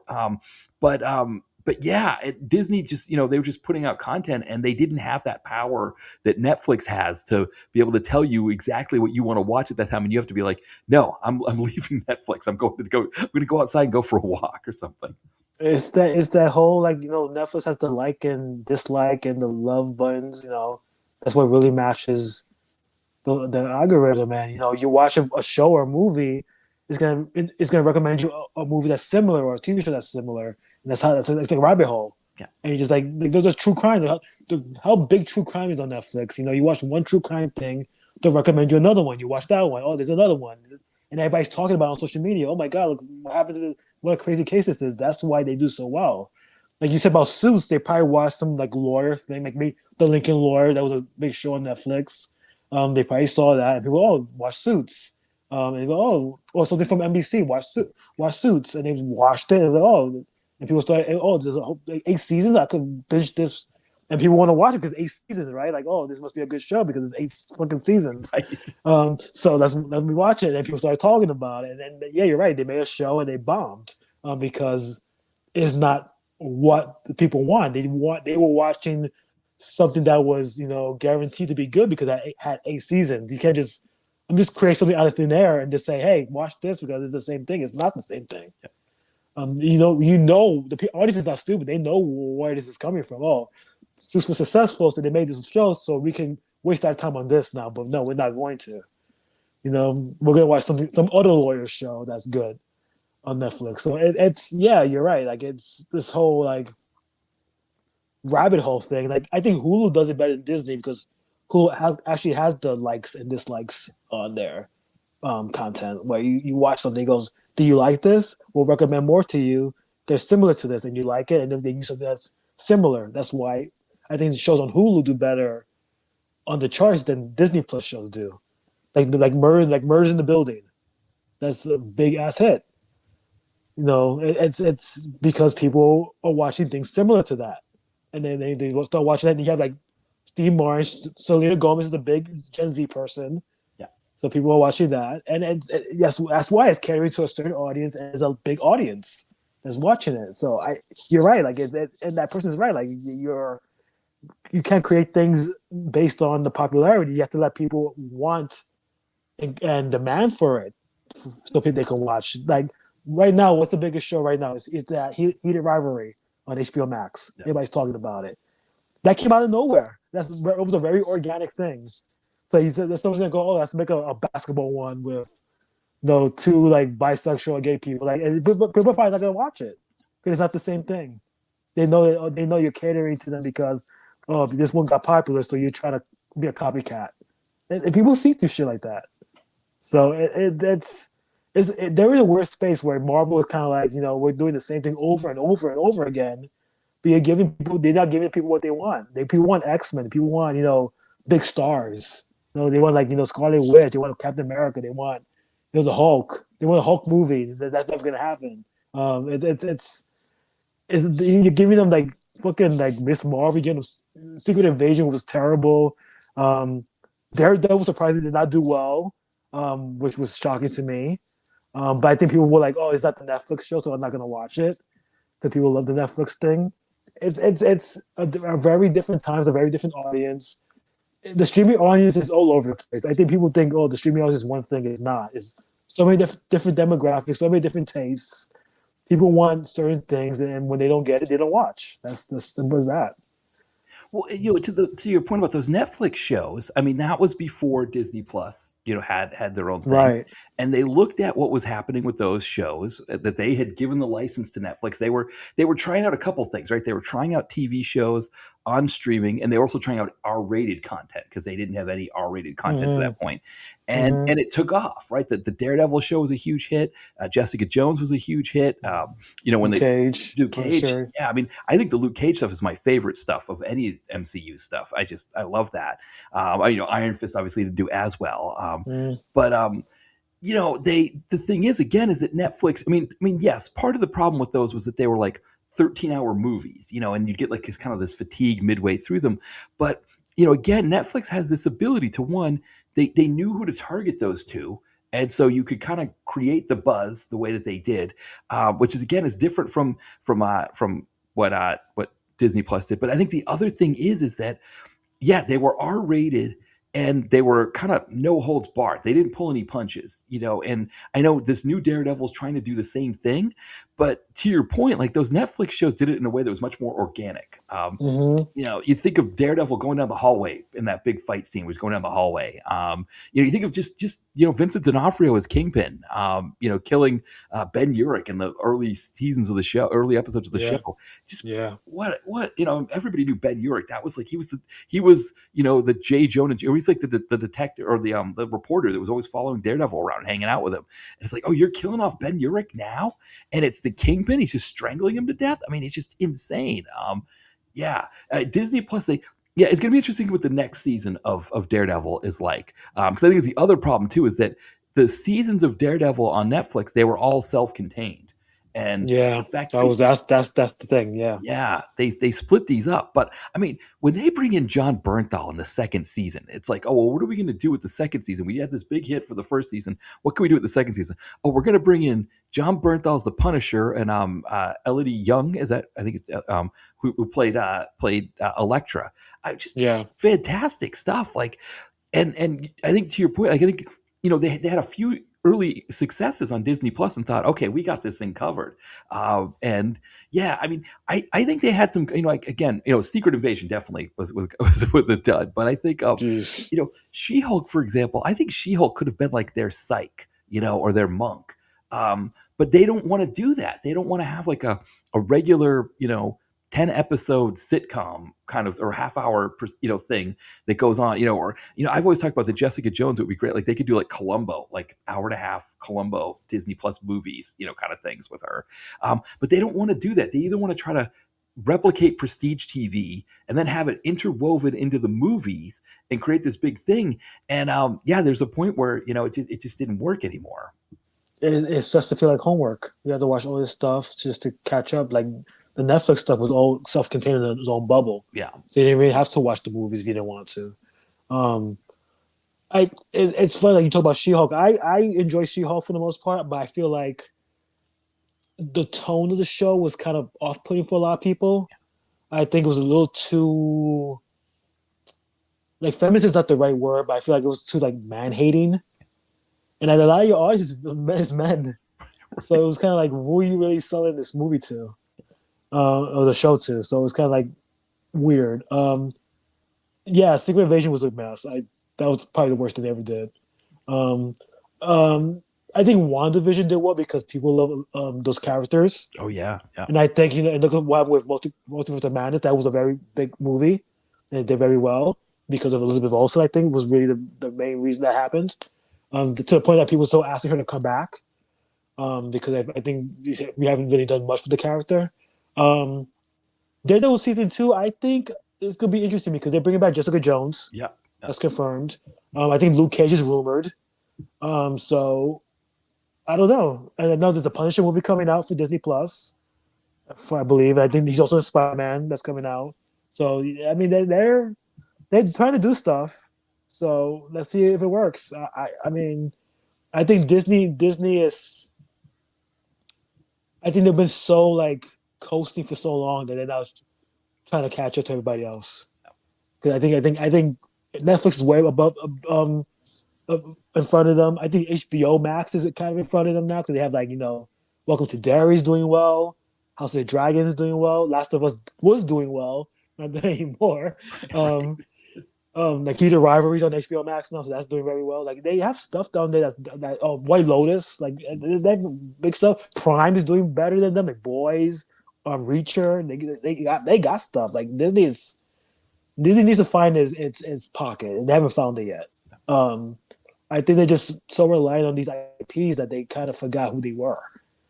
And I think like I'm surprised like stuff like Zootopia and Moana still does well, or Lilo and Stitch that did well earlier this year. Like I'm still surprised. Like is this Moana movie gonna do well? That's coming out this live action. I don't know. Like it looks like crap. It looks like AI. Like if people gonna go watch that, I don't know. But and then the whole AI thing also is kind of I think ruining Disney. That they kind of accepted it, like oh we're gonna make AI stuff. Like what are we doing? It's I think AI is gonna be an interesting play in terms of filmmaking. I think this could actually ruin the box office. To be honest with you, AI. I think this could be the end, and they really heavily rely on it. Um, like people talk about Netflix buying Warner, but I'm like that's nothing for AI. Like AI is gonna do worse than that.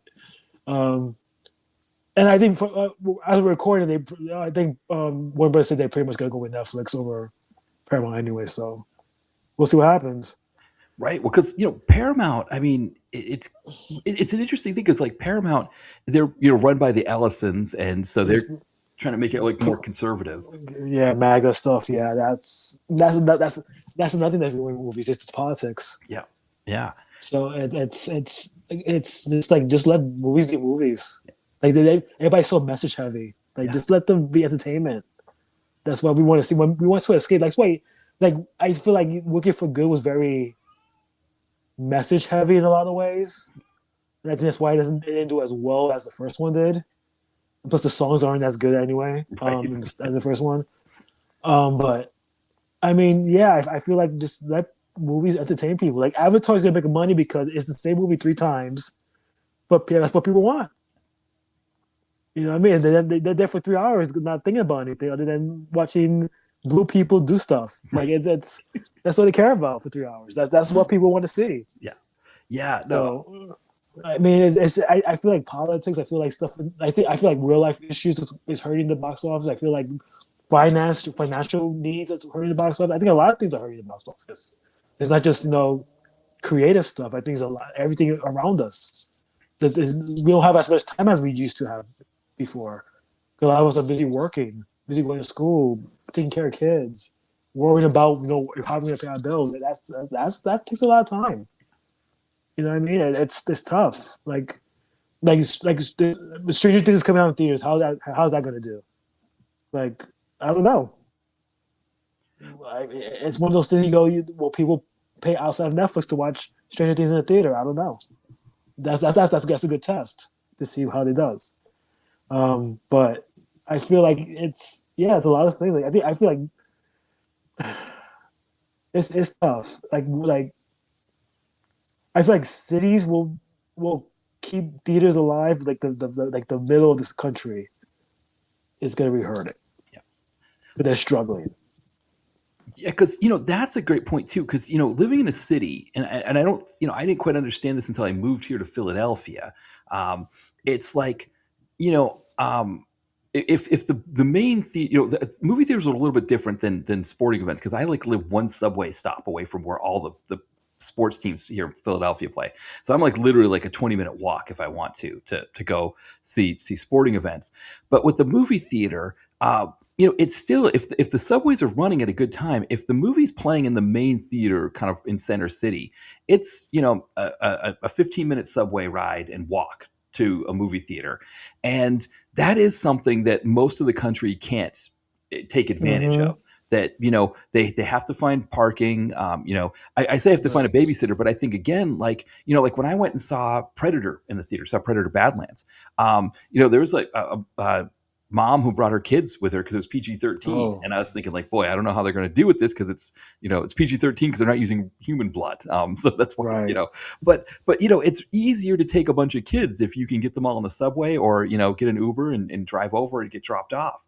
But when you gotta load everybody up in the car, you got to park. But I think that's why kids movies are doing so well because I think from parents' mindsets, they're saying like, okay, if I'm going to go see a movie, and this is what I remember with my parents when I was really young, is that they never went to the movie theater except when they took like my sister and I to go see 101 Dalmatians.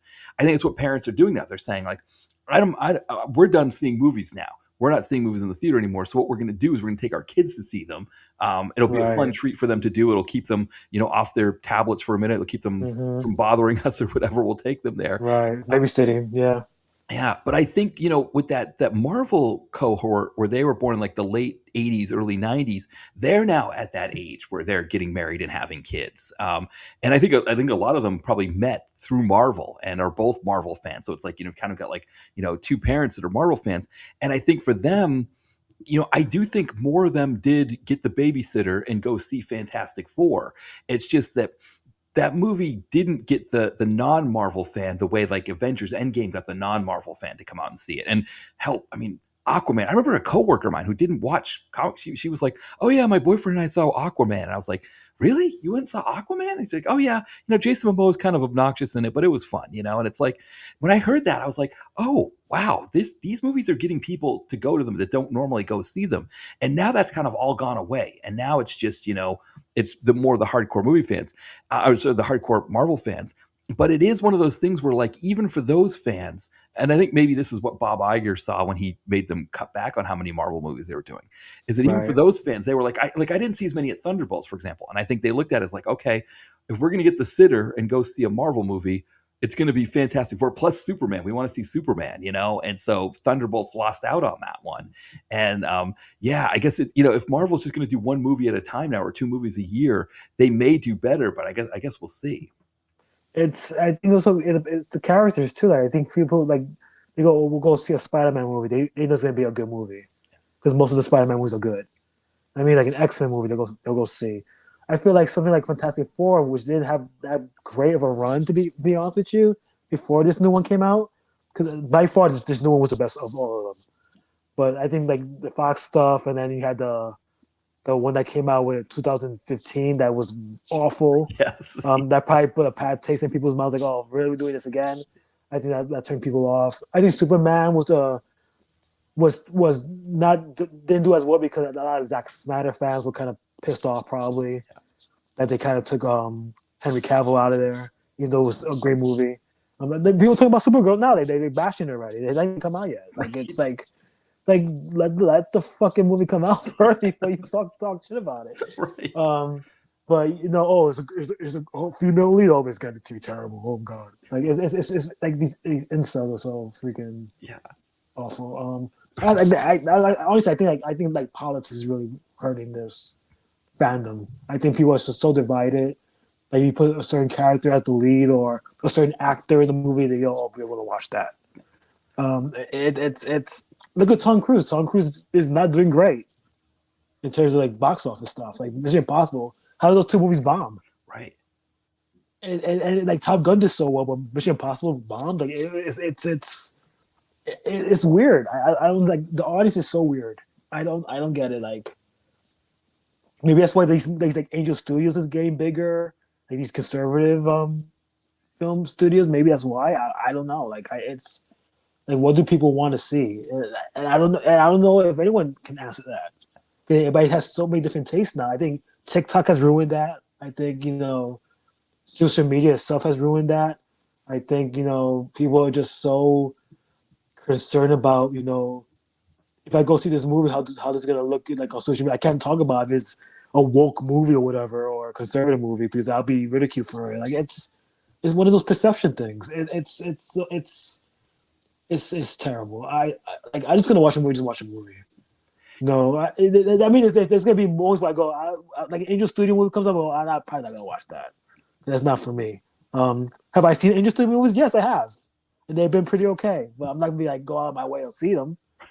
But it's like I like going to the theater. Period. I just like being with people in the theater because I feel that's the real experience is watching it with people that react to things. I love that. I love that feeling. People react to things like that. So, but I think it's just cheaper to watch at home. Like you're paying what $20 for Netflix a month. I mean, I don't blame people for staying at home. That's a lot of money, bills. I pay $28 for an AMC A-list subscription. I mean, it's probably the best thing I have, subscription that I have, but that's a lot of money. So it's until this economy gets better, I think the box office is screwed. to be honest with you. And I think there's so many streaming platforms now that people are just like, I'm paying for all this like cable. I'm not gonna go out and pay extra money and buy extra food that I could have here at home and just watch it at home. So it sucks. It really sucks. Like just the way things have happened. And Yeah, like, they think AI is gonna fix everything. It's not. It's gonna make things worse. right. Because you when you think about like Netflix, everybody talked about how Netflix, destroyed Blockbuster, right? It kind of ran Blockbuster out of business. Yeah. But really, what ran Blockbuster out of business was the fact that it had an antagonistic relationship with its customers, right? Right. It wasn't like the mom and pops. It was a cold experience. You had high school kids that didn't want to be there. Nobody cared what you were renting. You go to the mom and pop, it's like, oh, you're renting that one again? Oh, you should just take it. We don't, whatever. You had a late fee with the mom and pop. They're like, okay, we'll let it slide. Hey, this movie came in. You want to check that out? Best, Right. Blockbuster. It's like, oh no, you're racking up charges with interest and all that. I mean, that's what killed Blockbuster. And I think the movie theater, with this whole thing with Netflix, the CEO saying, oh, people don't want to go to the theater anymore. Well, no, it's the movie theater has an antagonistic relationship with their customers.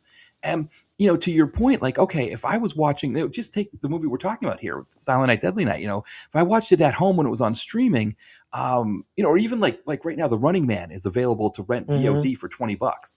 So if I rented that for $20 on my screen and got, a 3-pack of microwave popcorn that, tastes pretty good. If you get some of the higher quality stuff, it's going to be pretty good for like $5 and a soda. Soda's more expensive here. I think in New York you have the soda tax too, right? So it's like, Yeah. You yeah, gotta pay 5 cents for the bottle or whatever. Yeah. yeah. So here it's, we've got a tax. So it's like, a 28-ounce bottle of soda is going to cost you $3. But either Right. way, you're coming out ahead. And then depending on how many other people are watching the movie with you, suddenly that $20 drops down in price, right? Like if it's, because everybody has to pay for a ticket when they go to the theater.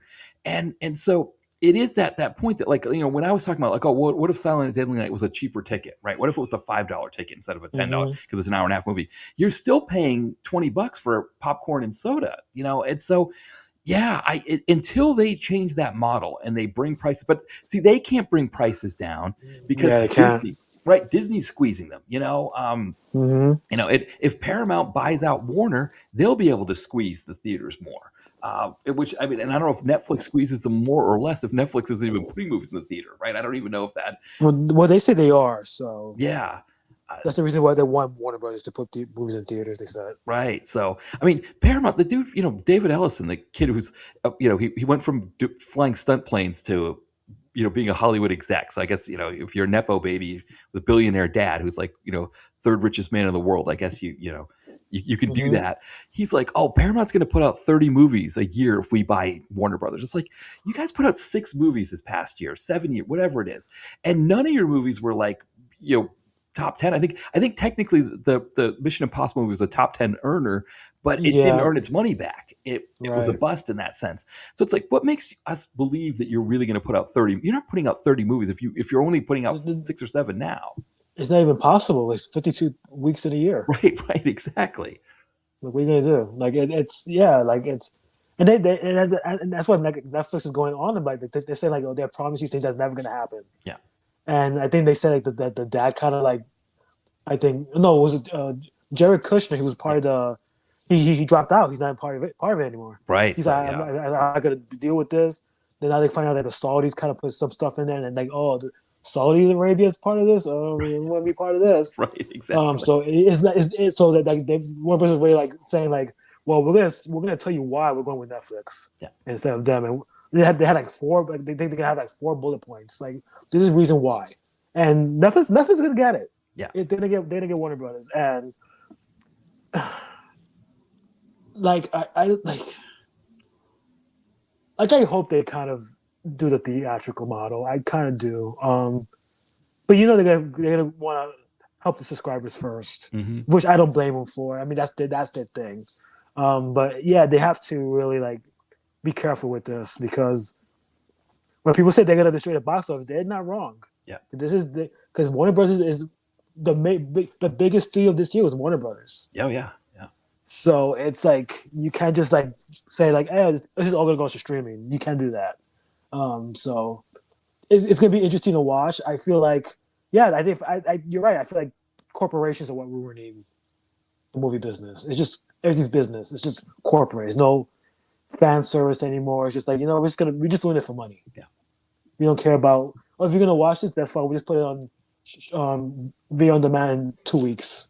No, it's like it's sad. Right, like Blockbuster was was like that a lot. Like they didn't recommend you anything. It was just like, okay, this is what you want. Okay, bye. And I feel like you're right. Pop in the regular video stores were pretty much like, oh, you see this cool poster. This is a great movie. Just check this out, and you will check it out. And you're like, oh, you tell your friend. Oh, your friend will rent it. Oh, okay.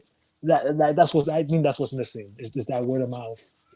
And I think Rotten Tomatoes kind of ruins that too. Like you give like a movie like say a 40%. The movie could be a damn good movie, but if the critics don't like it for whatever reason, people are not gonna go see it. So it's a lot of factors going on here. It's just a weird time to be a movie fan. Because I go to a movie sometimes and it's either sold out or there's like 5 other people there. I'm like, why is there nobody here? Like and this movie was advertised back Running Man. He was talking about Running Man. Advertised to the gills. I went saw it opening night. There were maybe like 20 other people, and this is in Dolby. I was in shock. Like where's the audience? And the movie bombed. So it's like what do people want? Why did not catch on? Well, I thought Glenn Powell would be this big star. Why is he not catching on? Like it's a lot of things. There's a lot of factors I don't understand. Well, that's what with that one, I would say one of the things that hurt here for me at least was that it didn't have a lot of times. It wasn't available a lot. Whereas like Predator Badlands came out the week before, and I was able to catch that on more screens. So that was another piece of it too, is that I kind of really was spending my disposable income on Predator Badlands, but also too, I was going to see it. I was going to maybe just go and just watch the movie and maybe smuggle some snacks in or something like that instead of pay for everything. But yeah, it didn't have any good times for me. And I had other stuff I was doing that weekend, and then it's like one of those deals where you miss it that weekend, and that's it. It's it's done after that. And that's also, I think, the schedule, I think, is also a big factor. Yeah. Because people just don't work 9 to 5 anymore. People work different hours. Yeah. So if you work like an hour where the theater is open and you are free when the theater is closed, like what are you gonna do? Yeah. I mean, I get it. So yeah, it's just a different world, different generation. I think the problem is they haven't adjusted to that. They're just still stuck in this old way of doing things, and you have to adjust. Yeah. You have to make more bigger screens. You have to make more IMAX screens, Dolby screens, so people could go, oh, this is a big event. It's on Dolby or on IMAX. We have to go see this. So I think that's missing. Look at like Jaws, made a lot of money. What came out recently on IMAX? Was it? The Shining. It went top 10. The Shining from 1980. People went to see that in theaters. Yeah. You could watch that on streaming. Yeah. But it was an IMAX, so people want to see it.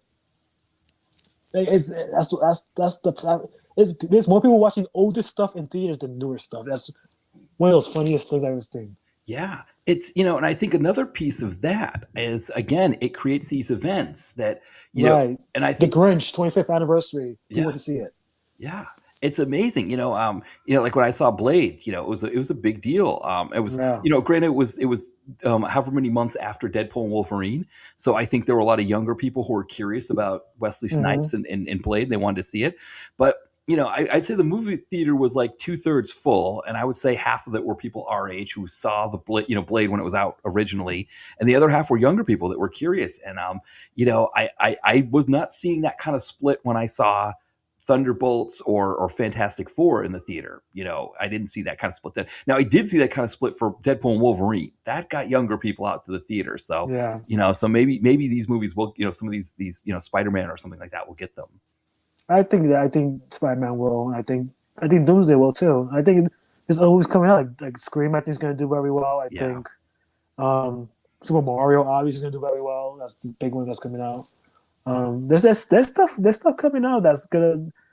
I feel like the next year's box office might be better than this year's. I feel like there's more event movies coming out in 2026 than they did this year. Yeah. But I guess we'll see because the Netflix Warner Brothers stuff is going to be very interesting how they handle that because they apparently they can't make more movies until that deal goes through. So you have Supergirl, you have Clayface. Like, what happens after that? Is it like Batman 2? I don't know if Batman 2 counts in that. I don't know. It's what are they gonna do? Yeah. Because they can't. There's no budget. If they're merging, so Yeah. Yeah, and I mean they're introducing characters in these, both these, right. the Green Lantern show. There's, so they're, That got delayed. yeah, yeah. So it's going to be interesting. Yeah, you're right. It like you said, like because we thought this past year was going to be a big one, and it's interesting because it was movies like Sinners that were the big Mm-hmm. winners, as opposed to Superman. Weapons. Weapons. Yeah, Like people like those very like social media heavy movies. People were talking about them word of mouth. yeah, That's why they did so well. Um, the trailers made them look like special events, even though they weren't, you know, treated as much as by like the corporations. They were like, oh, this is horror movies. They're gonna come out, but people reacted to it. It was the marketing helped those movies. Final Destination is a new one that came out. yeah. How many years had it been since Right. the last Final Destination? It was a big hit. Yeah. Like it's one of those. It's marketing. You got to market it to the right demo. They market it to everybody. Mm-hmm. All the fans who love Final Destination, the new one coming out. All you new fans, look at these characters. They're younger. It's a hipper. It looks more polished, and they want to see it. Yeah. It's marketing. Warner Bros was smart in that. They did a good job. Yeah. This year, and they were struggling for a while. They did a great job, and they moved Mortal Kombat to the next year, which was smart. Yeah. Because now Street Fighter's coming out. That's probably gonna bomb. But anyway, Right. and that's Paramount, by the way. Right. It's a lot of wrestlers in that movie too. Yeah. Yeah. Yeah, we'll see. We'll see what happens there. Yeah. Well, maybe we'll take a break here, and then we'll come back. We'll talk about Santa's sleigh as we wrap up. My newest book, Mark in Sales, is available now. It follows Mark, who over the last 10 years has turned himself into the best possible salesperson he can be, and in that time, he's made his family rich selling cut-rate health insurance to companies that are either looking to save a few bucks or don't know any better. The problem is, he's missed out on the lives of his wife and kids, and the employees of those companies he's sold insurance to now have to deal with higher medical bills and the loss of previously covered providers. As Mark comes to understand the reality of the product he's selling and the toll his long hours at work have taken on his relationship with his family, his company gives him the promotion he's always wanted. Can he now throw away everything he's worked so hard for to make a career change? Mark in Sales takes place in the same world as Chad in Accounting and explores what it means to be an adult in modern society, from family and career obligations to making sense of a changing world as time passes more quickly. You can get it on Amazon and Kindle, Kindle Unlimited, and in paperback. The link is in the podcast description. All right, we are back, and we're talking about Santa's Sleigh from I think it's 2005. Yep. A really quick one. It's only like 77 minutes long, but it's one that I was on a podcast last year. I was on the Lambcast talking about, sort of top 3 Christmas movies, or kind of just, I guess more obscure Christmas movies. And Santa's Sleigh was definitely on my list. It was that one, Riot, the PM Entertainment movie, then another movie called Make the Yuletide Gay that I really enjoy. But yeah, Santa's Sleigh is definitely up there. And so we were talking about Christmas movies to watch, and kind of pairing with Silent Deadly Night. Night. Santa's Sleigh actually seemed to be a better fit than I thought with Silent Night, Deadly Night. The 2 Killer Santas. This film has always been one of my favorites. I don't watch it every year. I watch it like every few years. Probably the best thing Goldberg's ever done. I'm gonna be honest with you. As you can tell, I'm not a big Goldberg fan, but I think he's great in this movie. Yes. 77 minutes is just like perfect. It's like this. I think it doesn't wear out his welcome at all. No, it is. It's part of the reason why I hadn't seen it in a long time is it really wasn't available on any streamers. It suddenly came up on Tubi this year. It's also on Shudder too. Right? Yeah. There. Yeah, that's why I saw it. So. Yeah, it now that it's more available, hopefully more people will see it. I mean, you get that opening sequence where you have sort of, these Jewish actors like Fran Drescher, Chris Kattan. They're all eating, and here comes this killer Santa Goldberg who just kills them all. And This one of the best Christmas scenes of all time. right, exactly. James Caan's there. I mean, They can, yeah. yeah, just Rebecca Gayheart. great. Rebecca, yes, yeah, exactly. I mean, and I mean, Freya Dresser is just fantastic. I mean, the way she gets it is pretty rough, but she's always a lot of fun. Oh my god, her and Chris Kattan. And then they're flirting with each other. And I think he's the son-in-law, and she's just like flirting with him. It's just funny. Right, And James Caan just being James Caan. It's right. just great. Yeah. And I love the scene because it's funny. I watched it earlier, and the family just reminded me of 2025. Yes. It was just like, wow, very like upper class. Like, oh no, one of the lines was like, thanks for not making us poor or Samoan. I thought it was really funny. And for the less fortunate to work harder. And I was Right, like, wow, yes. this is such a 2025 line. I couldn't tell you. These people deserve to die. to die. They really do. And the whole scene is great. The kicking of the dog is hilarious. Yes. And then yeah, the way they get it is really bad. Like Yeah. just violent as hell. It's like the most violent part of the movie, to be honest. Right, right, yeah, because it sets up for this thing. That after that, you kind of just get introduced to the characters, and so you get the main character. He's there with his he's working at a Jewish deli, and Yeah. what's funny is that there's the whole what the whole Happy Holidays versus Merry Christmas thing. Oh, the old lady. Yeah. The old Oh lady, Lord. 2025. exactly, because I remember when that term first became popular, Happy Holidays. I think it was Jay Leno made a joke that the reason why people were saying it wasn't to be non-denominational. They were saying it because if you saw somebody before Thanksgiving that you didn't want to see again for months, you would say Happy Holidays, essentially saying, I hope I don't see you over the next 2 months. Right. I hope I Right. don't see you before New Year. So I'm going to wrap up all the holidays into one. Um, but then it became this idea of like advertisers started using it because they could wrap up like Hanukkah and Kwanzaa and all Kwanzaa. that stuff. Yeah. Yeah, but it was never meant to be like there was never this war on Christmas. Like this idea that there was a war on Christmas when for like the longest time Christmas you'd see Christmas end caps at the drugstore in August. Like Yeah. there was never really a war on Christmas, but it's kind of funny that this Happy Holidays thing became this thing, and this movie uses it in a great way. Yeah. It's she's like, oh no, it's not happy. It's Merry Christmas. Tell me Merry Christmas. And he tells her Merry Christmas. He's like, thank you, and go fuck yourself. Like it's just total Karen of an old lady. Right. It's just like, yeah, like I've had incidents where I told people Happy Holiday, they go off on me, and it's like I'm just trying to be like, I don't know if you're Jewish, I don't know if you're celebrate Kwanzaa or you don't celebrate at all. Maybe you're a Jehovah's Witness. I Right. don't know, right? I don't want to be like rude to your religion or whatever you believe in. And it's like, oh no, you say Merry Christmas to me, like, well, not everyone celebrates Christmas, and no, especially in New York. I mean, it's just a weird thing. Like, why is this the hill you're battling on? Right. Right. Like, I don't get it. Like, I guess you want to feel important. I don't know, Yeah. Well, but yeah, it's terrible. yeah, I had a coworker who was a Jehovah's Witness, and she appreciated that we would do like a winter thing, like a winter like celebration or something, as opposed to Oh, Christmas, right, because she could be involved with it. She could be a part of it with everybody, and it's like it's not like I'm saying like you can't. She never said you can't say Merry Christmas around me. It wasn't like this whole thing of like, oh, we've got to tread on. It was more like, okay, how can we include everybody?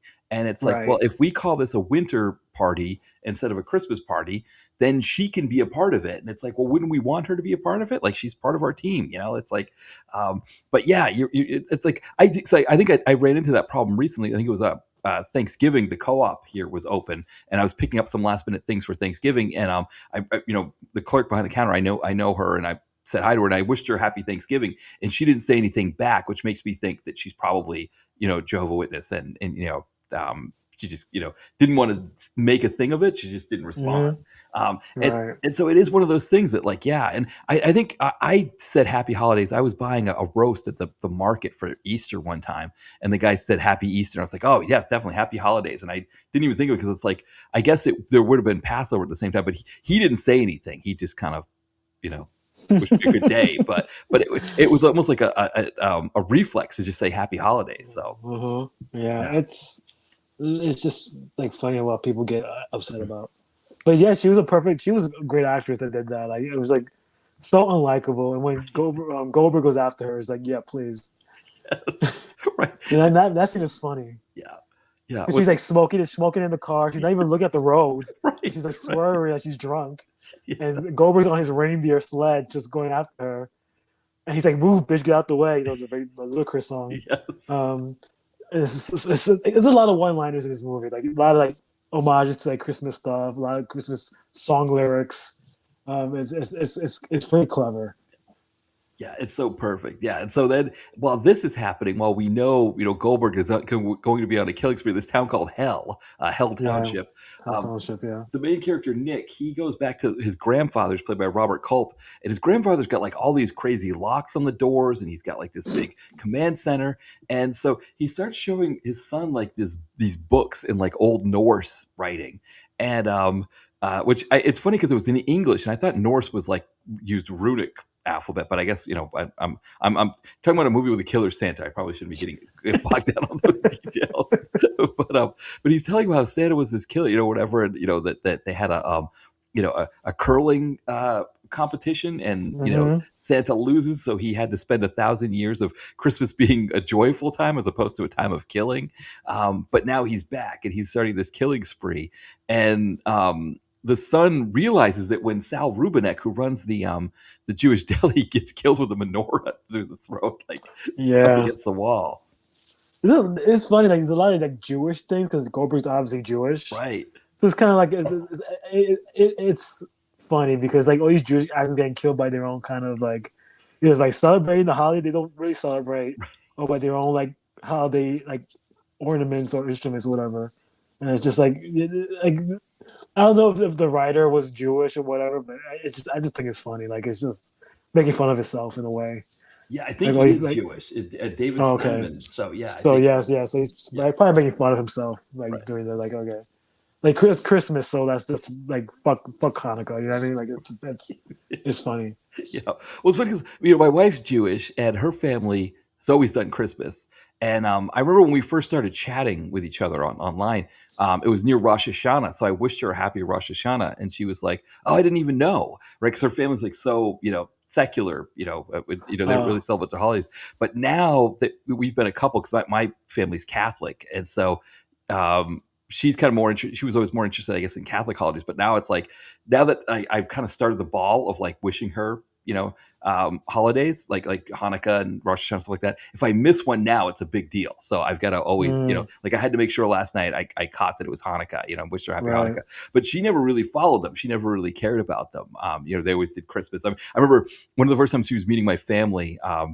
My mom was making ham, and then she was like, "Oh, do you think is she going to be offended?" I was like, "No, she doesn't care. She'll eat it. She's not worried about eating pork." It's like one of those things. But yeah, it's kind of funny. Like this movie plays on a lot of that stuff, where yeah, like a lot of the characters a lot of the actors are Jewish, and they're kind of partly like celebrating Christmas, and also partly making it a killing spree.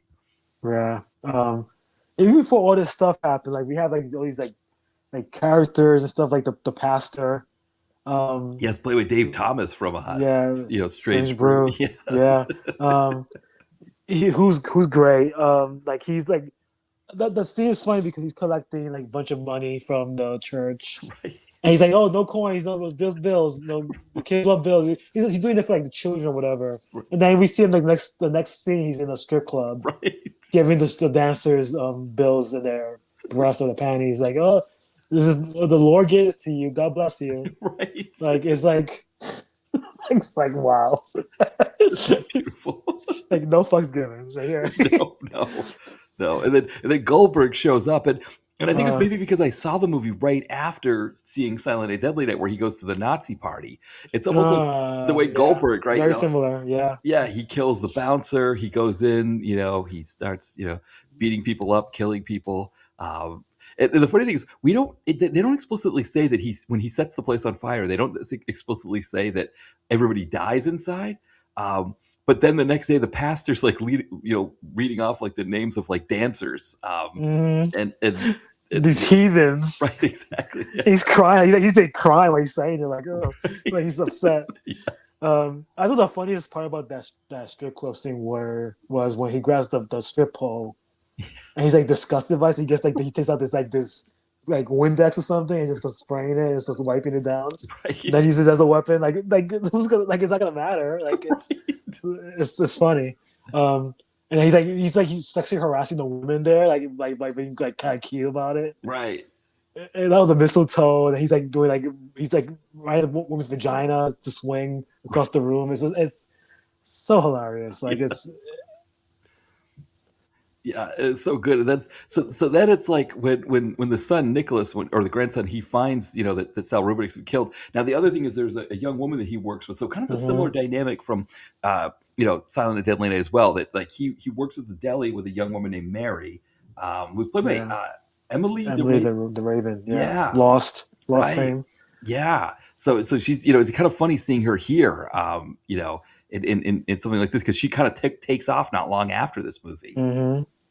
Yeah, And she did this. She did Lost, and she did the remake of Hills Have Eyes. right, right. Yeah. Yeah. I mean, you look at her IMDb page. I think she has like what 300 photos, oh, almost 300 Mm. images. So yeah, you get a big star when they get like Yeah. yeah, they get that many pictures. And so yeah, so he originally there was a whole scene with the two of them. It's one of those things where like she has a thing for him. And he has a thing for her too, but he doesn't want to make a Hmm. move. And then when she makes a comment about his grandfather being crazy, and he's like makes fun of her dad, who's also a gun nut, who's like hunting and stuff like that. And so she gets offended, she leaves, and then later when they find out that Saul Rubin's been killed, she agrees to help him. And so they try to escape with Robert Culp, but they get caught because she can't turn on the snowmobile. And so it's funny he kills he kind of kills uh, Robert Goldberg kind of kills Robert Culp in the same way that Darth Vader kills Obi-Wan in a way, right? Like he smushes him Yeah. down, kind of the way that Hmm. like when Obi-Wan gets killed, he just kind of just flattens out. He's just, Yeah. he disappears from his thing. It's almost kind of a similar thing because later when he comes back, it's almost kind of a Yeah. Ghost kind of thing. Yeah. yeah, yeah, Spirit force thing. Yeah. right, yeah, Um, exactly. Even before that, like there was I love the scene where you find out the story between Mhm. the grandfather and Santa with through claymation, Right, which yes. is like very much a homage to like Rudolph and those kind of Jack Frost and those kind of old school claymation Christmas stuff.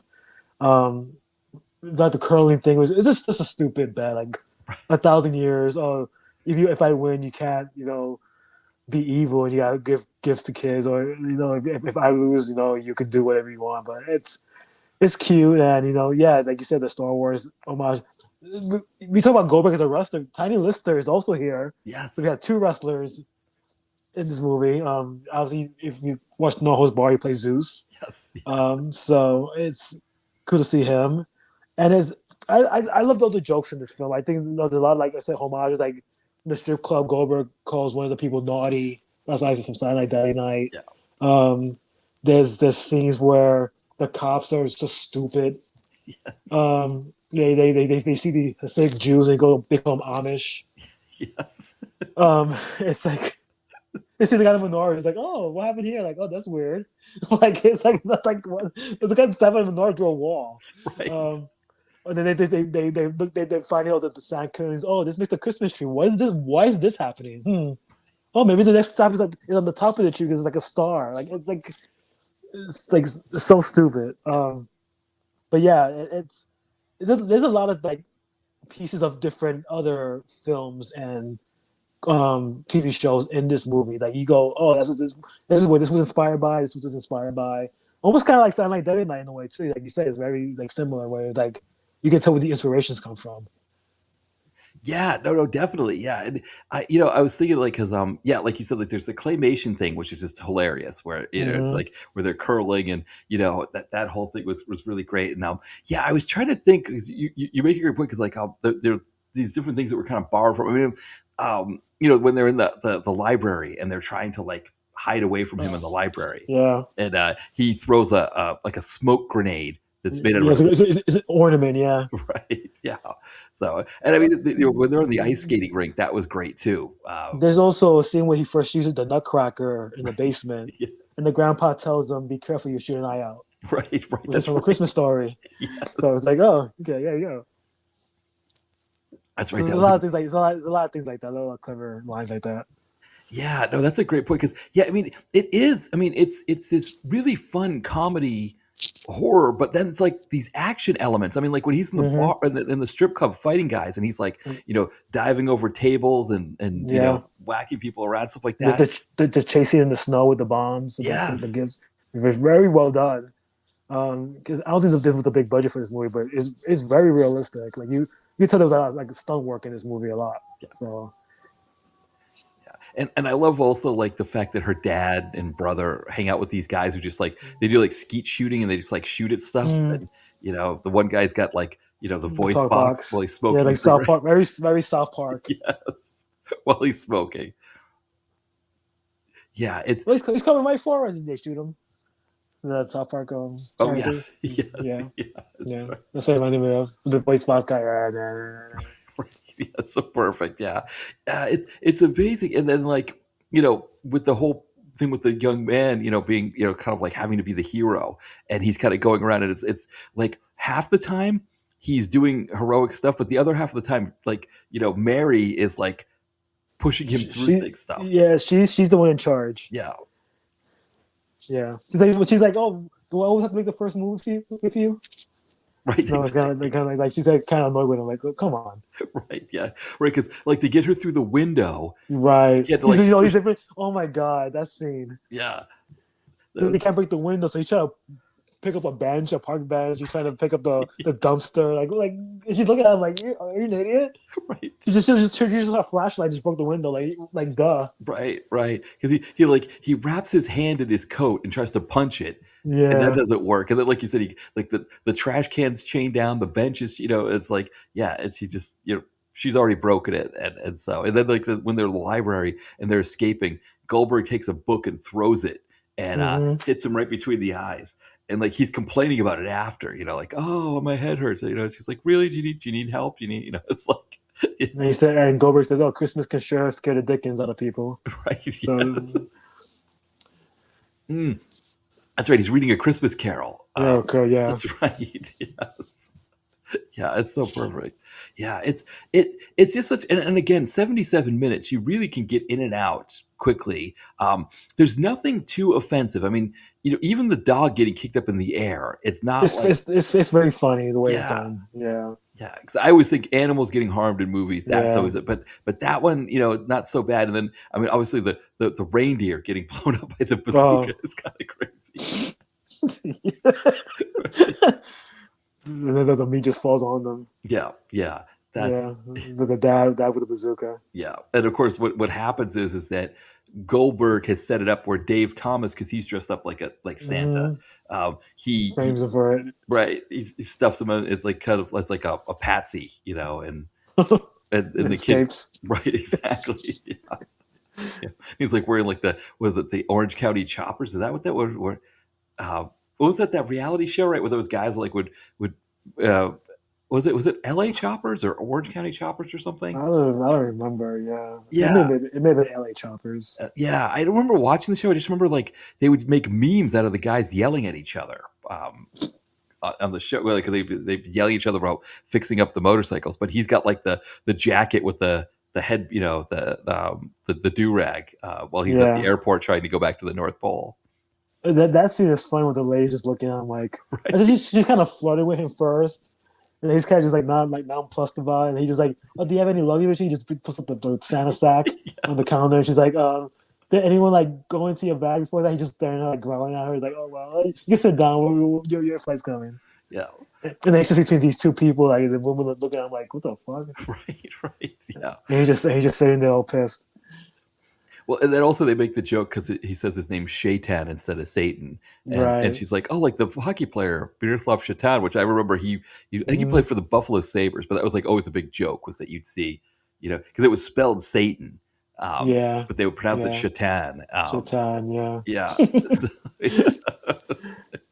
He's looking at her like, like staring at her like, leave me alone. Right, exactly. Yeah. Yeah. It is kind of funny because, like you said, when he wrestled, he was a dud. He Yeah, had no personality. In this reality, movie, yeah. he's just oozing personality.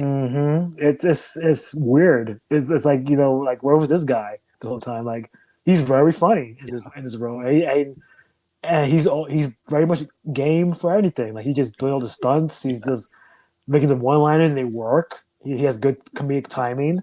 It's he's having you could tell he's having fun just being this guy just killing people and beating people up. Like that's what he does. Um, and I'm sure the biker thing is definitely him. He's a big biker guy Oh, in real yeah. life, so it's fun. It's fun. And then at the end, it's an Easter egg right at the end of the credits. He goes, "Who's next?" Which was his catchphrase in wrestling. Yeah. I mean, I'm honestly saying this is the best thing he's ever done. This and probably the longest yard, probably the two best things ever done. But he's in the remake of the longest yard too. And he's good at that. Um, but yeah, as a wrestler, he wasn't really my thing. So No, it's funny. He's the exact opposite of Steve Austin, where yes, Steve Austin had all this personality when he was a wrestler. I mean, he essentially ushers in the Attitude Era in wrestling, and he's in WWE. He's this huge deal. Then he comes to movies, and he's doing like direct to video movies, and none of his characters had anywhere is near that personality that he had is as a wrestler. very flat. Yeah, Yeah, yeah. yeah, It's weird. It's weird how that works.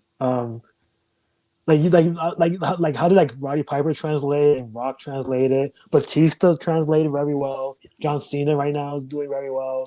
It's weird. Like you think Steve Austin would be a little more playful with things, but he's very serious when he does his movies. It's like where's Stone Cold? You know what I mean? Like why he's so like wooden? It's like even Hogan had more personality than Steve Austin, and he's not a good actor. He wasn't a good actor. no, right, yeah.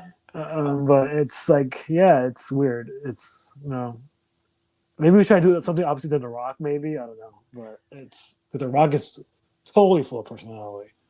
Yeah, I mean, it was interesting. Like Bautista, for example, you wouldn't have thought that Yeah. and then he's in the Guardians of the Galaxy movies, Mhm. and I mean, he's playing this character who's sort of like on the autism spectrum essentially, Right. Right. but playing him in this way that's both like charming and funny at times, and it's such a like you like out of all the wrestlers that you think of, who would be able to pull that off? I mean, I don't know if any I would have thought any wrestler would be able to pull it off, but the fact that it was Batista and he does it so well that like for 3 movies plus the Christmas special, that he does that so great. I mean, out of all the wrestlers who became actors, I mean, Piper's probably my favorite just because he's just Piper, but Batista's performance there is amazing. I think Batista's probably the best. For me, he's the best one. Yeah. Not just Guardians, but like he did. Was it Glass Onion? He was great in that. He did the Blade Runner, the last Blade Runner that came out. He was Oh, good that's in right. that. Yes. Yeah. He's done a lot of stuff, and it's all been different. And he's done like dramas too. Like he's great at anything. Like it's like you would never think that this guy. He did have personality when he was wrestling. He was. I liked him as a wrestler, but as an actor, he's just beyond what anyone would have thought.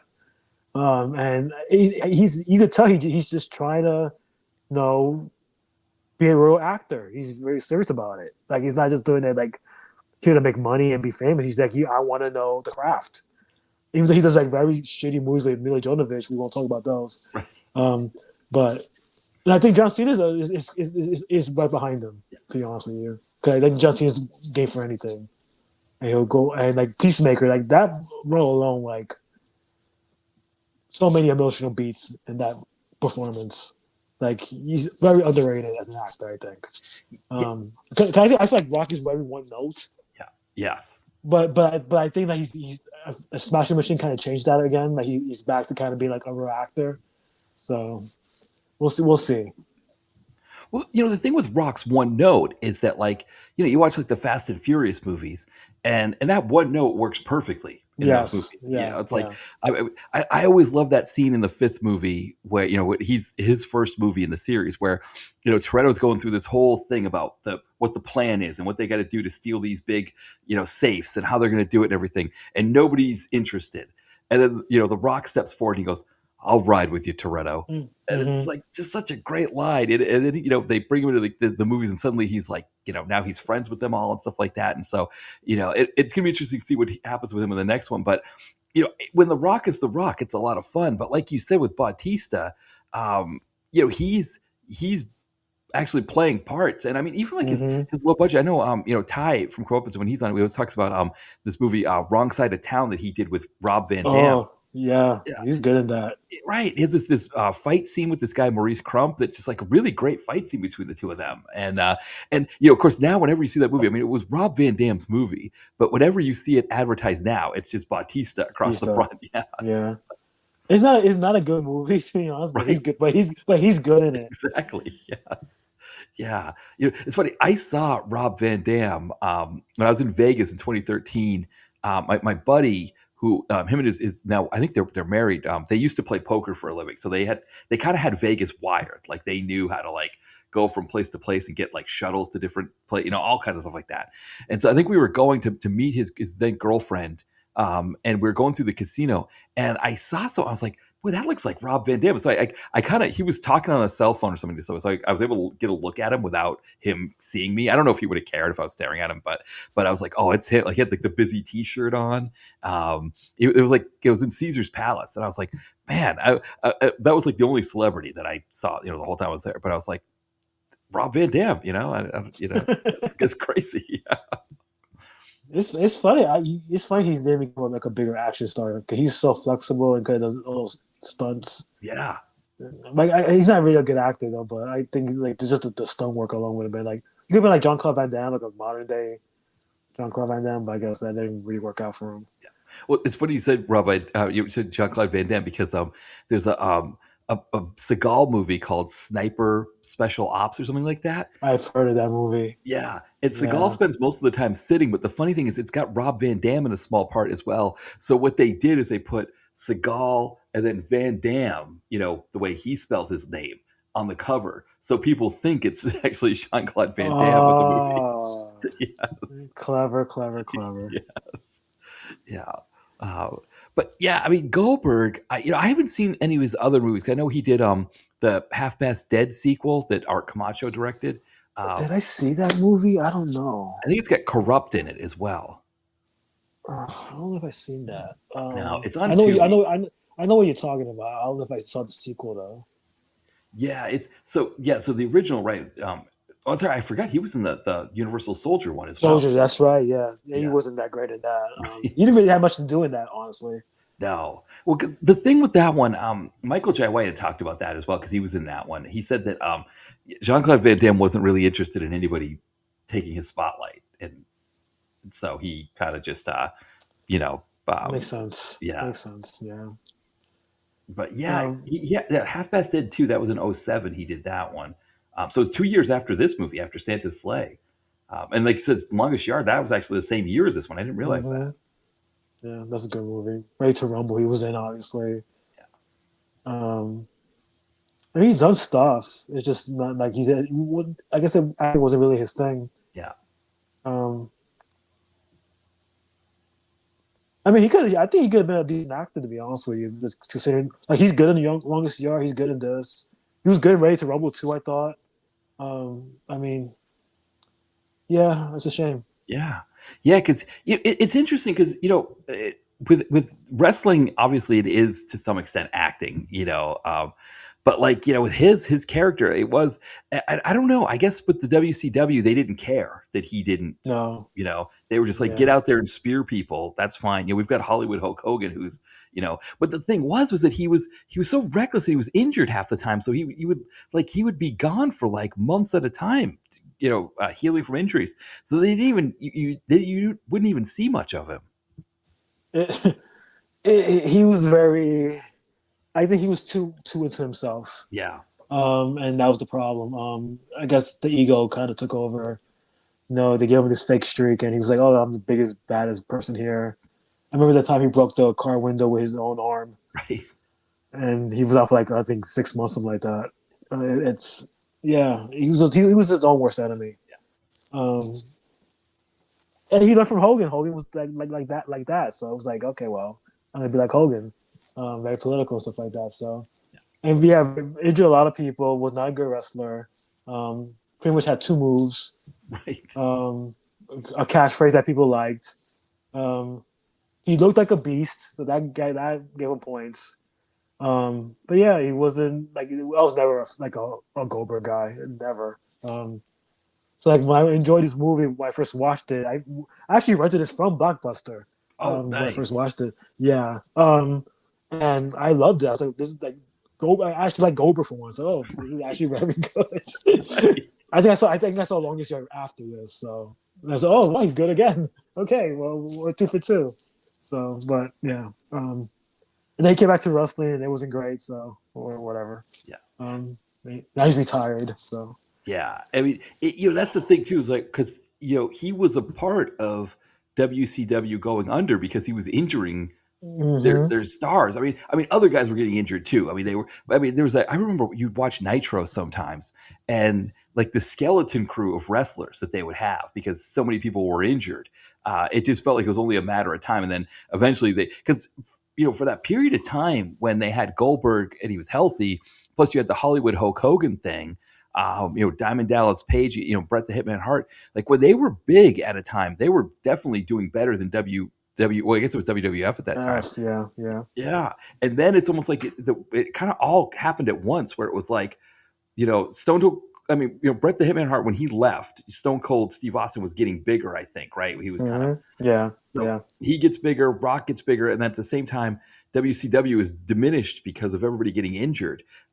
It was just almost like this perfect thing. And then, I mean, yeah, for a lot of those wrestlers that got, when WCW got bought out, I mean, there's always a story about Buff Bagwell, his mom calling him in sick or whatever for a wrestling event, which he says never happened. But it's like, all these guys like from WCW, they kind of picked the best ones that they wanted to keep, but they didn't really, I mean, Hulk Hogan had like that little run with a little bit with WWE when he came back, but then he was kind of gone, and it was like they kind of wanted to keep with their own stars that they were building at that time. It's the Goldberg thing is interesting because he was like the first real star they made from Hmm. scratch in WCW, and I think they were coasting on his success for so long that when they had to end the streak, with Kevin Nash, another wrestler turned actor, eventually ended the streak, they didn't know what to do with him because it was such a one note character. Like, how do you make Goldberg vulnerable? And I don't think Goldberg wanted to be vulnerable. You know what I mean? So that ego was like, oh, I can't be, weaker than these people because I'm younger, I'm bigger than them. So like when like Chris Jericho wanted a feud with him, I can't lose to Jericho because I'm Goldberg. So Right. so there's a lot of ego politics. That's what really took down WCW. Yeah. So it's like, yeah, he was injured a lot too when they needed him, and when he would come back, they would turn him into a bad guy, which no one wanted, and it was just like it was a mess. And yeah, I think he should have stuck with acting, to be honest with you, because he was good at it. He wasn't gonna be like an Oscar winner, but he could have done like direct to video movies and made money. So I mean, it's. I mean, I guess his ego, like, I gotta be a wrestler. I'm a badass. I gotta be a badass. So it is what it is. The moral of the day is be Batista. Be a Batista, not a Goldberg. Right. Um, Yes. Right. Because that's the thing is that like Batista, yeah, he's just, you just there to have fun. yeah. Yeah, he's it's one of those things that you talk about, like who's this concept of somebody living their best life or whatever, or who's having a great time. It feels like Bautista, I mean, yes, like was it Killer's Game? Was that the movie that he Yeah, didn't do yeah. well in the theater? But overall, I think like I'll be curious to see if he gets a part in Doomsday. If they bring, I mean, I know that James Gunn is done with so obviously they're probably not going to. I don't know if they're going to make Uh, another uh, Guardians of the Galaxy movie or no, I didn't. I think he said he's done with Marvel. I yeah. think. I think DC say he's interested in though. Yeah. So, they'll say like Bane maybe. Oh yes, Um, Bautista as Bane. That would be great. yeah, I don't know. I don't know if he wants to do that. They'll say either that, like Killer Croc, something like that, where he could be like a big, monster guy with a personality kind of thing. He definitely has a career. He's gonna be fine. Because James Gunn's gonna protect him. And then you could work with John Cena again because John Cena is a James Gunn guy, so it worked out. But yeah, it's fun watching these wrestlers. I think wrestlers now are becoming more into the acting world now. I think they're more willing to do it. But I used to like WWE, a lot of WP like CM Punk's now doing acting, which is like weird. Um, and like the women are now like getting roles like Rhea Ripley and Liv Morgan and women like that. So it's fun to watch. It's fun to watch these wrestlers kind of because technically wrestling is acting. So it's one of those things we go, but does it work in a movie or a TV show? And I guess they see like John Cena and they see The Rock and they go, yeah, I want to do that. Um, so we'll see what happens. Because you think about it too with the acting part of it, and I think this is kind of the same thing with MMA fighters. When early on, and when Dana White, Yeah. especially, guys Mm-hmm. like Rampage, or Randy Couture, Couture. yeah, Yeah. I think it's like, but I think even. I think it's probably even more of a toll on their body with wrestling, even though they're not really punching each other. At least with UFC, like when you fight, you don't fight again for like however many months, So if you Right. get Right. knocked out, you're still not fighting again for a while. But with wrestling, it's like you're going, city to city, and you've got to get up and get ready, whether you're in the event, or if you're doing, the background stuff. But it's like if you can get out of that and do like The Rock, for example, where he just does, pay-per-views and, um, you know, uh, movies, or now Cena's retired, so he's, Mm-hmm. he's complete, so he could just do movies, and who knows if they'll bring him back every once in a while for like a big thing, but for the most part, He says he's gonna be an ambassador. He'll be around, but he's not gonna wrestle. He said yeah. Uh, so. it's funny. Like I remember him in The Bear in the third season. I think people talked Mm, about him being in there, kind of like the show jumping the shark, because it's like his character didn't really fit what they were doing there. It didn't really yeah. work. Yeah. But he was still kind of funny. Like it's still like when you see Cena in something, even if the thing didn't fit, and it was kind of like the bear was kind of like, again, maybe if jump the shark is the right term, I don't know. That they were kind of, that third season's kind of all over the place. I think, right, with the bear. It's not great. Right. No. Yeah. And so like when they bring Cena in as one of the facts, and he's like, first he's like giving everybody a hard time, and then he's like buffing the floors and stuff. And you're just like, what is going on here? But like with Cena, you can't, like, it's none of it's Cena's fault that it makes no Right. sense. Right. He's Right. still fun. Yeah. He's fun in anything. Like you watch. Like I say Peacemaker. He was great in those like the Prime movies. Like those like Ricky Snicky. Like he was the best part of that. Um, he's awesome. I think he's a great actor. Because he's just willing to do anything. He's like his underwear most of the time. Like he's just making fun of himself. Like it's like this is like even just in the ring. Like in WWE, he was always doing that, making fun of himself. So it's like I get it. And I think I don't know if you watched the second season of Peacemaker at all. Um, but he actually like does a lot of dramatic chops in that, and he's really good. And it's like, well, okay, this is a real actor. Okay, we got something here. So I think him and Batista will probably carry that torch for a little bit. In The Rock too, I guess, is still doing his thing. I know he's doing the Jumanji, the Moana thing. Yeah. I think he's working with Scorsese now. The Rock, as that's crazy. Which does sound crazy. Yeah. So it's like that's why he lost all the weight. He said to do the Scorsese movie. So it's like, oh, okay, well, let's see what happens. I think we're finding out where our next actors are going to be from wrestling, from wrestling. So it's and like AEW too. MJF is doing movies. He was in the Happy Gilmore. He was one of the sons. So it's like they're all over the place now. It's like you can't miss them anymore. Yeah.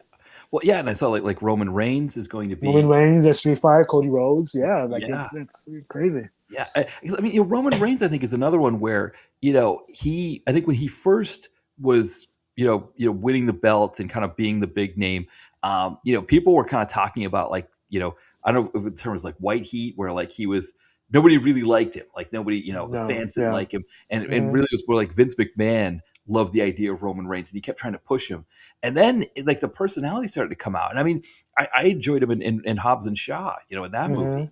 and it's kind of been fun to see him kind of grow into that. And so, like you said, like that Street Fighter movie, there's a good chance that it might bomb. But it is, Akuma is a character that the character he's playing. He was like kind of a secret character in the game Yeah. for a while, and he was like, you had like all the moves of Ryu and Ken, and he was like better than, it's like, the fact that they're even using him in the movie, I think is a good idea. But he's another He one. looks great in the trailer that they showed. Yes, yeah, He looks like Akuma, so it's like, okay, this could work. It's just weird watching him with Jason Momoa. right. So they're like the same person. It's like Yes, it's weird. right. And it's funny, like Roman Reigns and CM Punk were voices in Zootopia, the last one that came out. So they gained the actors from wrestling now, and I think that's kind of cool. To see different sides of them to do that, because Roman Reigns is like a very like silent killer kind of type, and to see him like do like something like Akuma is very like interesting to me. Yeah. Yeah. No, I agree completely. It's interesting because, like you said, when we were growing up, it was like, you had Roddy Piper who was doing direct to video stuff, and he was a ton of fun. I Mm-hmm. mean, obviously They Live, was another really, Yeah, really fun role. But then you had like Hulk Hogan doing like, like obviously like No Holds Barred was I remember that was like the big thing. Like everybody to go, well, kids, we had to go see that in the theater, see that one. And then I remember, was it Thunder in Paradise, his show on TNT, which God, I think that was part of his deal with coming to yeah, WCW. WCW, yeah, Yeah, because they had that show. I mean, you watch that, you're just like, yeah, Hulk Hogan's not right. He's not not a great actor, and I think that kind of put people off from having wrestlers be actors. It was like, okay, yeah, we can see Roddy Piper. He's a ton of fun. He's great. Let's keep with. But after Hulk Hogan, okay, no, and so they weren't going to have like Macho Man, Brandy Savage, or I think Ultimate Warrior was in like a PM Entertainment movie or something like that. But beyond that, they weren't using any of those guys. And then I guess I don't know, was it with The Rock maybe that, or I'm trying to think who it would have been that like kind of. Savage did Spider-Man, the first one, That's right. That's right. I forgot about that. That's right. and Yeah, that was a great role. That was a great part of the movie. that's right. And then it was like that. I think The Rock was a Scorpion King before Spider-Man. I think it was before Spider-Man. Oh, yes, yeah, because it was like Scorpion the King. sequel to The It was the Mummy. same. It was yeah, because Mummy Returns was before all that. Yeah, that was the That's right. first thing that Rock did, and then Scorpion King, and then he did, I think, was it Be Cool? No, he did a Rundown, Rundown. then Be Yeah, Cool, and then he did Southland Tales, which was probably his best role. yeah, Even though the movie didn't do well, and then he kind of became, the Tooth Fairy, and then all that stuff, Game Plan, and then he became The Rock when he did the fast stuff. yeah. And started doing those movies, they got the same movies all the time. Yeah, right. And I think with The Rock, what killed him was the Black Adam movie, because it was like, Yeah, yeah. it was one. There shouldn't have been a Black Adam movie. He should have been the villain in the second. Shazam. Right. And so the fact that and they tried to kind of puff it up with like, having, Peacemaker in it, but also bringing in like Dr. Fate and some of those other characters. But it just, at that point, I think kind of DC, they had their one big one with Aquaman, and they were kind of falling off anyway. But it was like they put all that money behind The Rock for a character that, again, people really only knew as the villain in Shazam. Shazam. It's kind of weird to think about that, because like, first off, that's like a character that's like far down the list of DC characters. Shazam is like kind of fifth or sixth among, you put like, obviously Batman, Superman, Wonder Woman, Green Lantern, Flash, like at Flash. least, Yeah. so Shazam's down there. I'm trying to think of like an equivalent for that with Marvel. If it would be like, I guess it would have been like if they had done, like a Mandarin TV series, or like if they had done the Loki TV series without having put him in the Thor movies first. That's kind of the Yeah. equivalent with the Black Adam movie. I feel that's what the Sony was doing with Spider-Man, the villains. Like fucking Morbius and Oh, um that's right. Yes, with the Spider. Yes, Madam Web, who like Craven, right. like Venom worked because people knew who Venom was. Yes, yeah, And then Tom Hardy too was like a big actor, so oh, this might be good. Those the only movies that worked in that whole thing. But yeah, like you put like Morbius, like why? right, From all exactly. people, Yeah, you could use Doctor Octopus or somebody like that. I don't know. Green Goblin. At least Green Goblin makes sense. right. Well, because the other thing too about Morbius is that the people who made Blade, they wanted to bring Morbius in the second Blade movie. And he should have been. He should have been in that movie. Right. and Marvel was like, no, we want to sell our own Morbius project to Yeah, somebody else, yeah, and yeah. so it never happened. But you're right, like it's like because like Venom was essentially he was kind of like Deadpool in that sense that like he was Hmm. he came out he was a little earlier than Deadpool. He came out in like the late '80s, but it was like he was so good as a villain that they had to transition him into being an anti-hero, and so he worked in that sense because he was he was a fan favorite. Every people were I mean Venom had his own comics, but also people were collecting Spider-Man comics to see Venom in them. Uh, Even casual people who didn't read the comics saw Venom in Spider-Man 3, so they knew who it was. yes, yeah, yeah. So it was that one made more sense. And the other thing, of course, too, is that movie comes out in that bubble that Marvel had Yeah, created between the two yeah, Infinity War movies. yeah, yeah. And I still think the Venom was the first Venom was the best one Yeah, of the whole thing. They did it, and I think those three movies were all good for what they were. I just have to be because of Tom Hardy, really. yeah. I think he was another actor would have bombed, to be honest with you. But yeah, like it's weird the Black Adam thing. Well, I always find that interesting. Like, why was that the plan? Like, was The Rock really that like forcing their hand with that? Like, if I don't get a lead, I won't do the movie. Like, it's weird. Like, Yeah. was that much of an ego there that he was like, oh, you gotta pay me and you gotta make me do this, and I don't want to have Shazam in the movie. I want Superman in the movie. Like, it's weird. Yeah, because if they had just played it the way that you would want to play it, where Shazam, Black Adam comes in the second Shazam movie, And then they and come a movie, yeah, yeah, and he fights, Levi, or Zachary Levi's Zachary character. Levi. Yeah, it would have made more sense, and it would have gotten people to want to see that movie. Now, I don't know that because Shazam, I think the first Shazam, it was a good movie, but it didn't move the needle enough. I think because it's just Shazam's a lower character, but I think if you had at least done it that way, where okay, Black Adam, we're introducing him as the villain, and he's going to be fighting Shazam in the second one. I think that movie would have probably done better than what the two, the Black Adam and the Shazam on itself, what those two did, separately combined. I think, I mean, I don't know if it would have pulled like a 500,000 or 500,000,000, I don't know. Cause it seemed like none of those DC movies were really doing that at that point. It was, by the time you get to 2022, it was almost like once they had announced that they were going to reboot it and everything, people were just like running out the clock. Yeah, And, yeah, like who cares? right.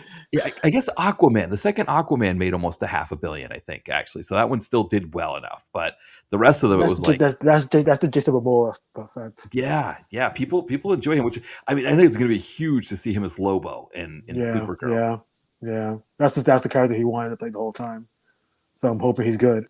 Hmm. I think Supergirl might be okay. The first trailer didn't really like win me over, but I'm interested to see where it goes.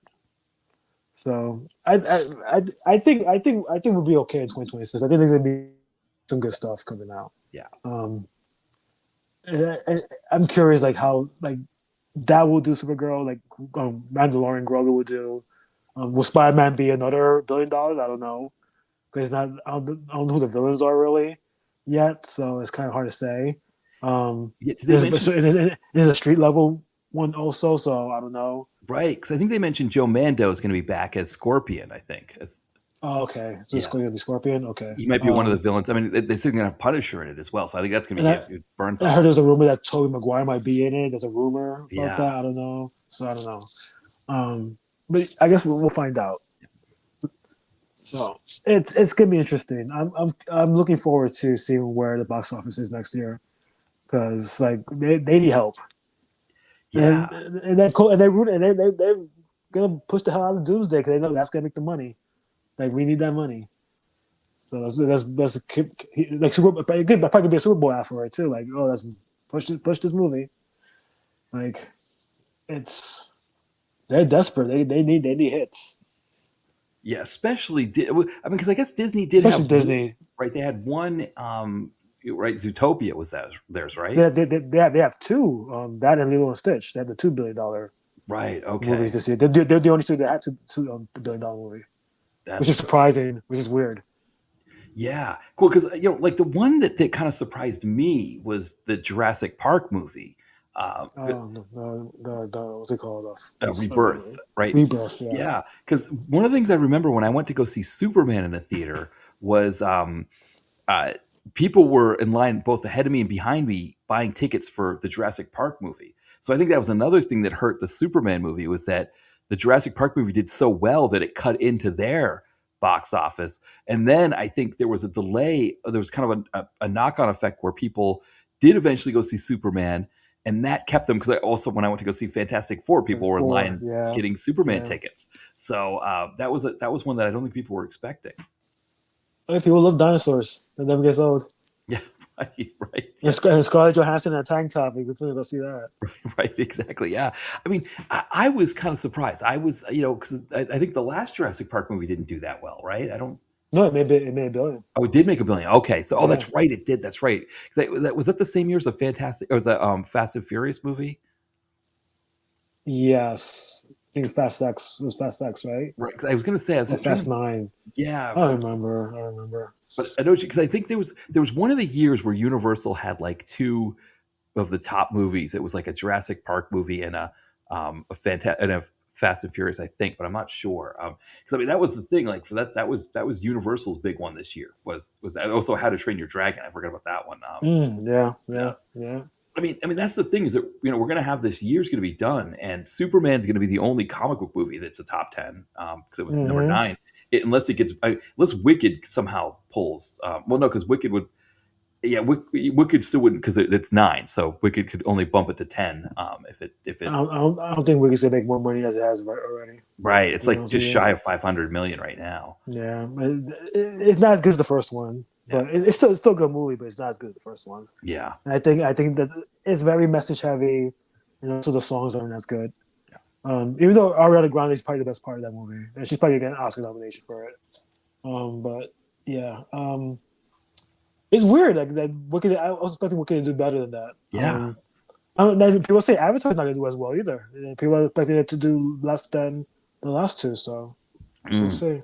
Oh, that's a good point. Avatar is probably I didn't even think of that. But what Avatar is not going to have a lot of time to get up above a billion for this year, right? It's going to be probably like a. How does that work if the movie comes They out in they December? they said it came out in the year that came out, and it counts. So even if it earns money later, In January, it'll still count towards to that 0.25. year. Okay, so it could be that that Disney ends up having the top 3 movies, not counting movies in China. It probably will make a billion, but I don't think it's gonna make as much as the first two did. Right? Yeah, yeah. Which so I mean that's crazy if it doesn't. If it doesn't pull like the 2 billion, I mean it's a what 3.5 hour movie. Yeah. I'm watching it Thursday. You watch it, so you're As, going to go as, see it. as we're recording it, yes, I'm watching it Thursday. Yeah. Okay, Mainly to see the Doomsday thing, which I already saw anyway. yeah, But right, but I want to see it on the big screen. yeah, But yeah, I'm not the biggest Avatar guy, but I'm okay with them. yeah, I heard this was the same as the other two, yeah. pretty much. So it's like, okay, well, it's 3D IMAX, so why not? I'll enjoy myself for 3.5 hours. Yeah, I don't know if No, no intermission. that's what I was going to say because the last movie that I saw that was that long was Lawrence of Arabia, but it had the intermission, so Mm. which was perfect I because you get the free refill. I just saw the Kill Bill that just came out. Oh, yeah, did that have the Yeah, the whole intermission? bloody affair. It had the intermission. Yeah, Yeah, yeah, that was over 4 hours, like 4.5 hours, something like that. right. Yeah, because I saw it, so I don't think it was the whole bloody affair. When I saw it, I think it was just a double feature of both Okay. movies. It was at the Music Hall in Portsmouth, New Hampshire. There's indie theaters there. I don't think it was called the whole bloody affair then, because this would have been like over 10 years ago. I think they were just showing both Kill Bills back to back, Mm-hmm. but they had an intermission between the movies. Yeah, this one had one. It was weird too. Like for 15 minutes, and you just walk around. Okay. Yeah. Yeah, well, because like when I saw Lawrence of Arabia, my buddy and I, we both got like the large drink and the popcorn, and I still had like half of my drink left. But my buddy did is he dumped his drink out and got a because there was a free refill on the large soda, and I was out of Oh, soda by the end. I was like, man, I should have done what he did. That was that was a veteran move there to dump. It wasn't. I didn't even cross my mind to do that. I mean, the thing is, like both of us, we hadn't eaten, so it was like a 6 o'clock showing, so we hadn't eaten or anything. So it was like we both were like just going to work on like these big, large, things of popcorn. I remember like there's really tense scenes in Lawrence of Arabia, and you could hear him crunching on his popcorn like during the scenes and everything. But That must have been a cool experience. yeah, it was. The only thing that was wrong with it, the only thing that it wasn't great was that because it was like what is that company? Not Focus Features, but it's like Fathom Events. Oh, fan events, yeah. So the movie theater, which actually is closed, and I guess they're going to reopen it. It's down here in South Philly. Because it wasn't a big deal movie and they weren't expecting a lot of people to be there, they kind of shoved it in this theater off to the side. A And small theater kind of thing. right, it was a small theater, and also the emergency exit was lit up on the right hand side. So you're watching the movie, and in the corner of your right eye, you can see this big block of yellow light the whole time. So it wasn't the best. So I mean, it was still seeing it on the big screen. It was that experience was there, but it's like one of those things where it's like, unless you're going to an indie theater sometimes for those movies, when you're going to the big theater, they're just like, that's the theater we're going to put it in because we don't want to waste a nice theater on that one, I guess. Yeah, that's a shame. Yeah. I guess people didn't think they were gonna watch like this old ass movie, but no, people still watch stuff like that. Yeah. I still watch stuff like that. I love stuff like that.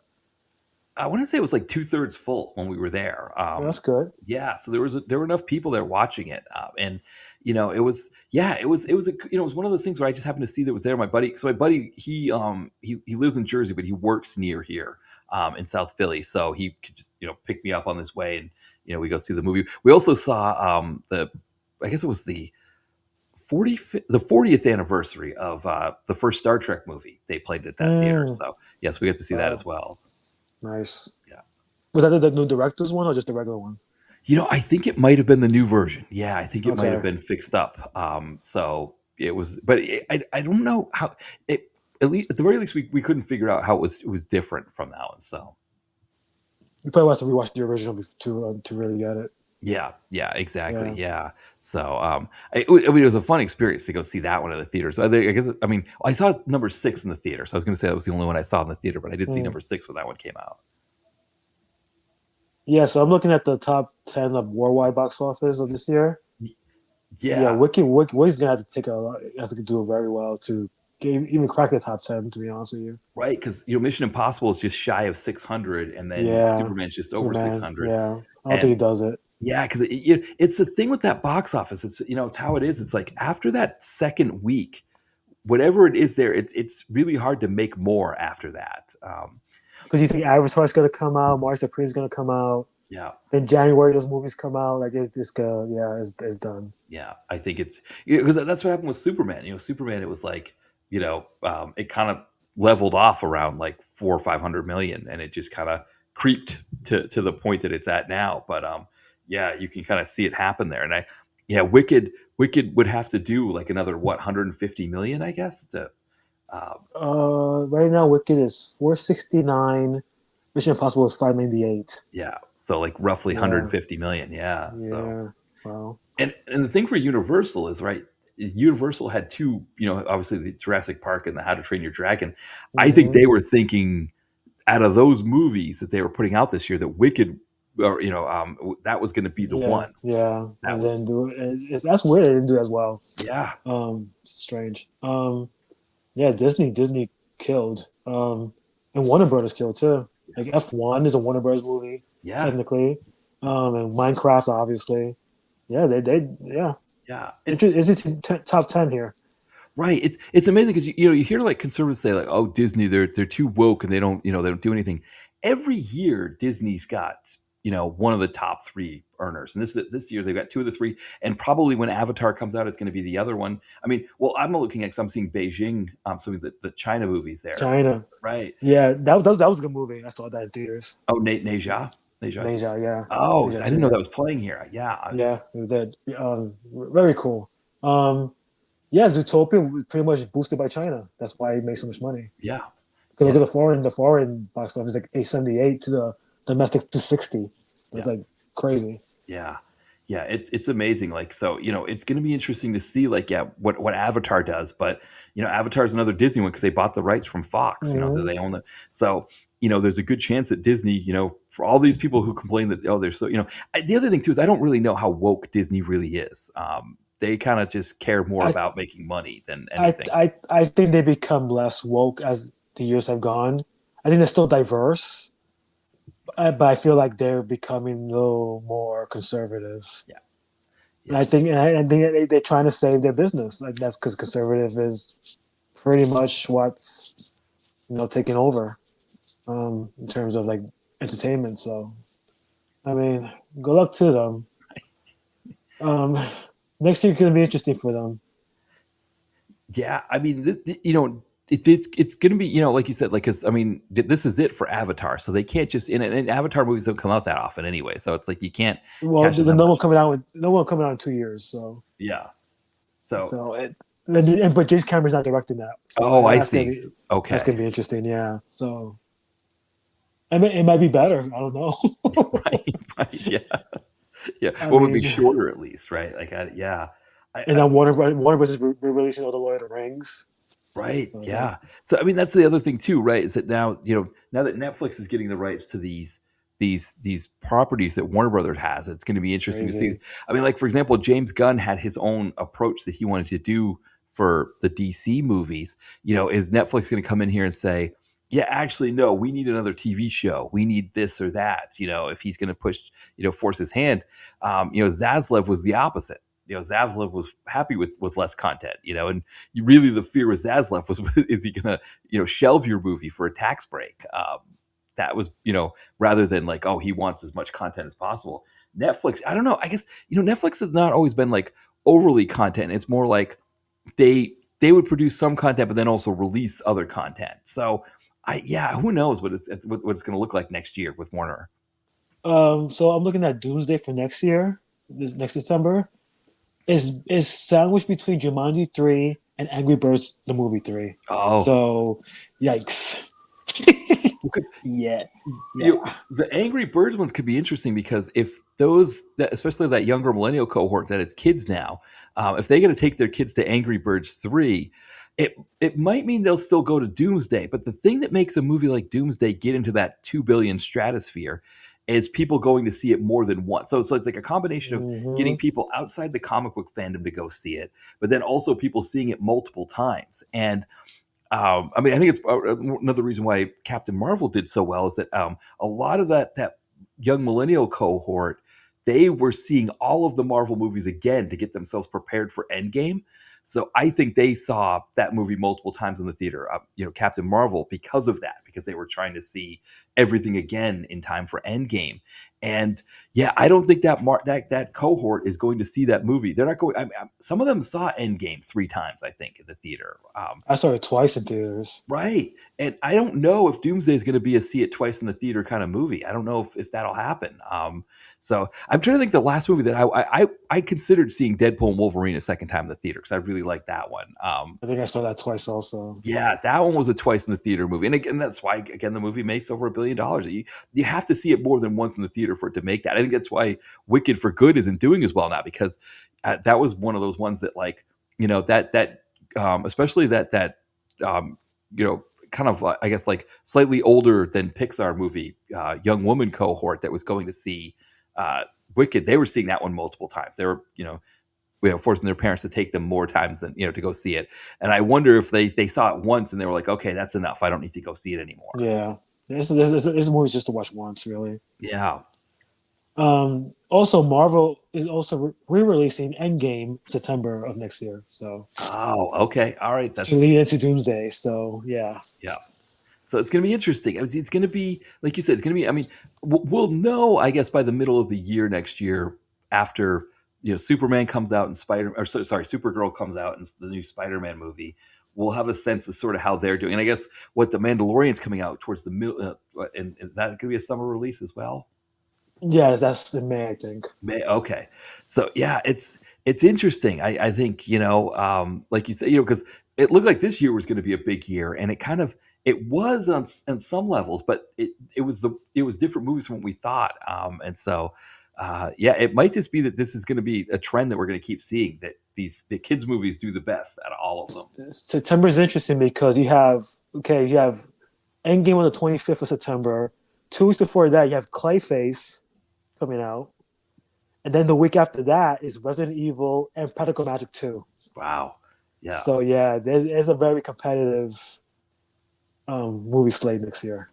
Yeah, so this could be, it could be fun. This could be fun, like what we see. I mean, this year I thought was a fun year for movies. I mean, I didn't even get to see everything that I wanted to see. I missed the Ballerina. I missed Running Man, but the Predator movie I thought was fun. Badlands. Mm-hmm. I didn't get to see Sinners either. I missed that one, but that one. I think that was like, I think Sinners more than any of them was kind of like a positive development in, that or Weapons is another one I think like that. But I think the comic book movies were fun, but they also, as I was watching them, I could kind of see how they were not going to turn the kind of profits that Disney expects from those comic book movies. I don't know how you get somebody from outside the comic book fandom to appreciate Galactus walking down, New York City in some retro futuristic version of New York City. I thought it was really cool. You don't usually see Galactus walking on, planet Earth, as like a big kaiju kind of thing. But that's also kind of like a deep cut kind of thing, that like that's not the kind of thing that's going to get like my coworker who wouldn't see comic book movies that's going to go see Aquaman. That's not the, it's not going to sell. And I guess I thought Pedro Pascal would sell, but it's like, I think everybody's Pedro Pascal'd out. I think they've seen enough, Yeah, he's so exposed. Yeah, Yeah. Yeah. So, yeah. it's like the summer is major. Like you have like July alone, Minions 3, Moana live action, Evil Dead Burn, Yeah. and Spider-Man Brand New Day. Wow. So Yeah. it's like, yeah, so it's like, And I think May's big too. May is Devil Wears Prada, Mortal Kombat 2, Mandalorian Grogu. I guess there's a lot of stuff coming out next year. Well, see, that Evil Dead movie, I think that's one that's going to be kind of like with, Silent Night, Deadly Night, where I had to go, we had to go to theaters we don't usually go to, or, it finally, Evil Dead might be one of those ones that gets squeezed out by these other big movies. And you gotta, I gotta hop on the Patco high speed line to go out to Jersey and watch it, baby, that kind of thing. And Supergirl sandwiched between Toy Story 5 and Minions 3. Mm. And see, here's the thing I think about Toy Story 5 is that, again, that younger millennial cohort, they grew up on the Toy Story movies Mm-hmm. and they didn't grow up on Supergirl. They didn't grow up on DC. And so that group is definitely going to be more likely to go to see Toy Story 5 than they are Supergirl. Uh, Yeah. yeah, I mean, I'm hoping the Momoa factor helps with Supergirl, but it's possible that like that one could be one that just, doesn't do well. That could be under, that could perform less than Superman did, which I think will be too bad. 'Cause if it's good, I think that'll be too bad. I think May could also be hurt by the Michael Jackson biopic Yeah. because that comes at the end of April. So yeah, that's it's gonna be an interesting box office next year. There's a lot of good stuff coming out. Well, and the question is going to be too is, are we going to get a Sinners or a Weapon? Something that like, when you're looking on those lists of movies that are coming out Right, that you wouldn't right. even think about. I mean, who would have thought that Sinners was going to hurt Thunderbolts' box office, right? When you were looking at that year and you're going through the movies that are coming out, this in 2025, Thunderbolts looked like it was by itself and it was just going to, pull in whatever it was going to pull in. But no, I think Sinners hurt Thunderbolts box office. It did, and they were like really advertising it when they released it. It was just, oh yeah, it's coming out and IMAX for like a weekend, and people want to see it. Like it's just that good of a movie. Yeah. And that was an event movie. Everybody was talking about it. Yeah. Like same with Weapons. Oh, it's the scariest movie all the time. Well, you gotta go see it. Yeah.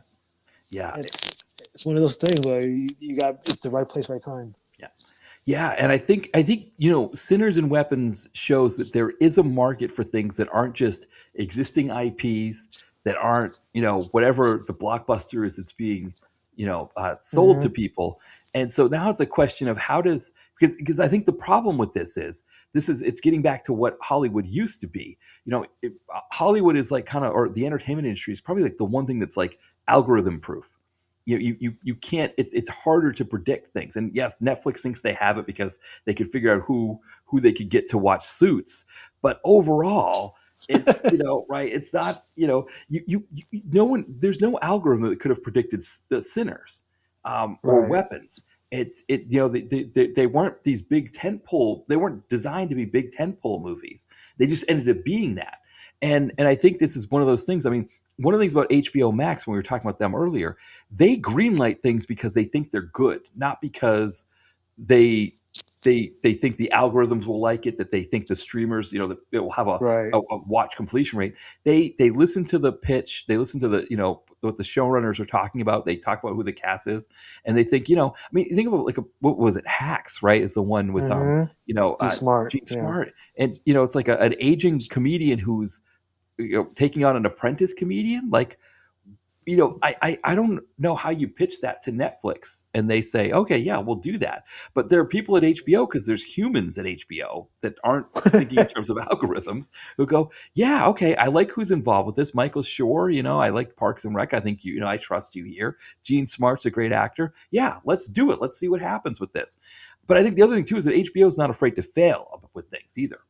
Look at the pit. Right? Like Yes. there's a copy of ER really. 'Cause you have Noah Wiley in it, Yeah. but it was a big hit, and all the awards is getting. It's like, yeah, they took a risk, Yeah. and people are watching it. The second season comes out, I think, in a couple of weeks. It's crazy. Yeah. Yeah. I mean, I think of a show like Somebody Somewhere, Mm, obviously I knew once David Zaslav, when they took over HBO, it was on its, its days were numbered, because there's no right. way Zaslav would find any value in that. And I did think that Netflix would be a place that maybe the show could be resurrected. But I also don't see Netflix saying like, oh, well, we'll give you, unlimited seasons. I would think Netflix also would be, have issues with how long they'd let that show go. And it's a shame because I can't think of a show, that's come out recently that I like more. It's like I come away from every episode of Somebody Somewhere like feeling good. Like I like the characters, I like the stories in it. It's just a nice show. And there just aren't a lot of those kind of feel good shows out where it's I don't know. But again, like this whole anti woke thing. I mean, it's a character that it is a show that has LGBTQ characters. Mm-hmm. It's it's dealing with a lot of themes in there.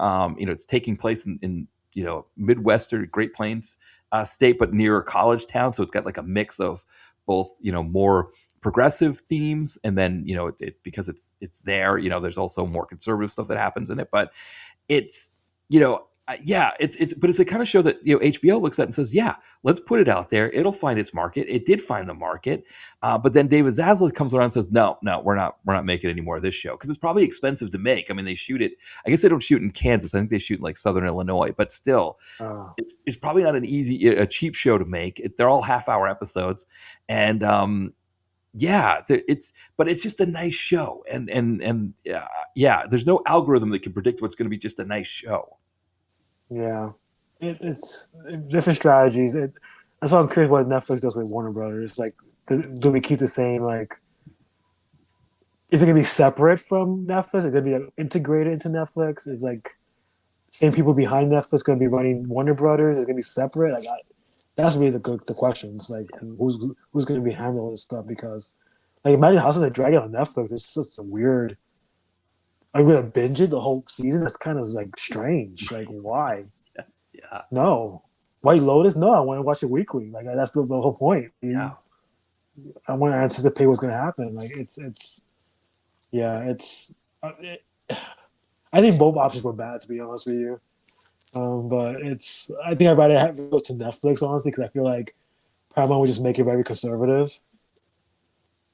Like, how do you imagine House of the Dragon on Paramount? No, I can't. well, they definitely wouldn't have Somebody Somewhere on Paramount, right? Right. That's So not that's what happening I'm at all. saying, and that's why I feel like Warner Bros. Wants to go with Netflix because they feel like they're more open minded on things like that, Yeah. socially and politically. So I feel like Netflix is going to win the thing.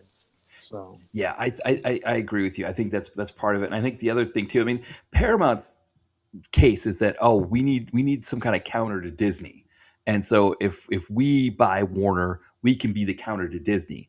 Whereas Netflix isn't saying anything like that. And also, I don't trust Warner or Paramount. If they right. get Warner to be that counter to Disney, I don't trust them to do what they, to do that kind of thing.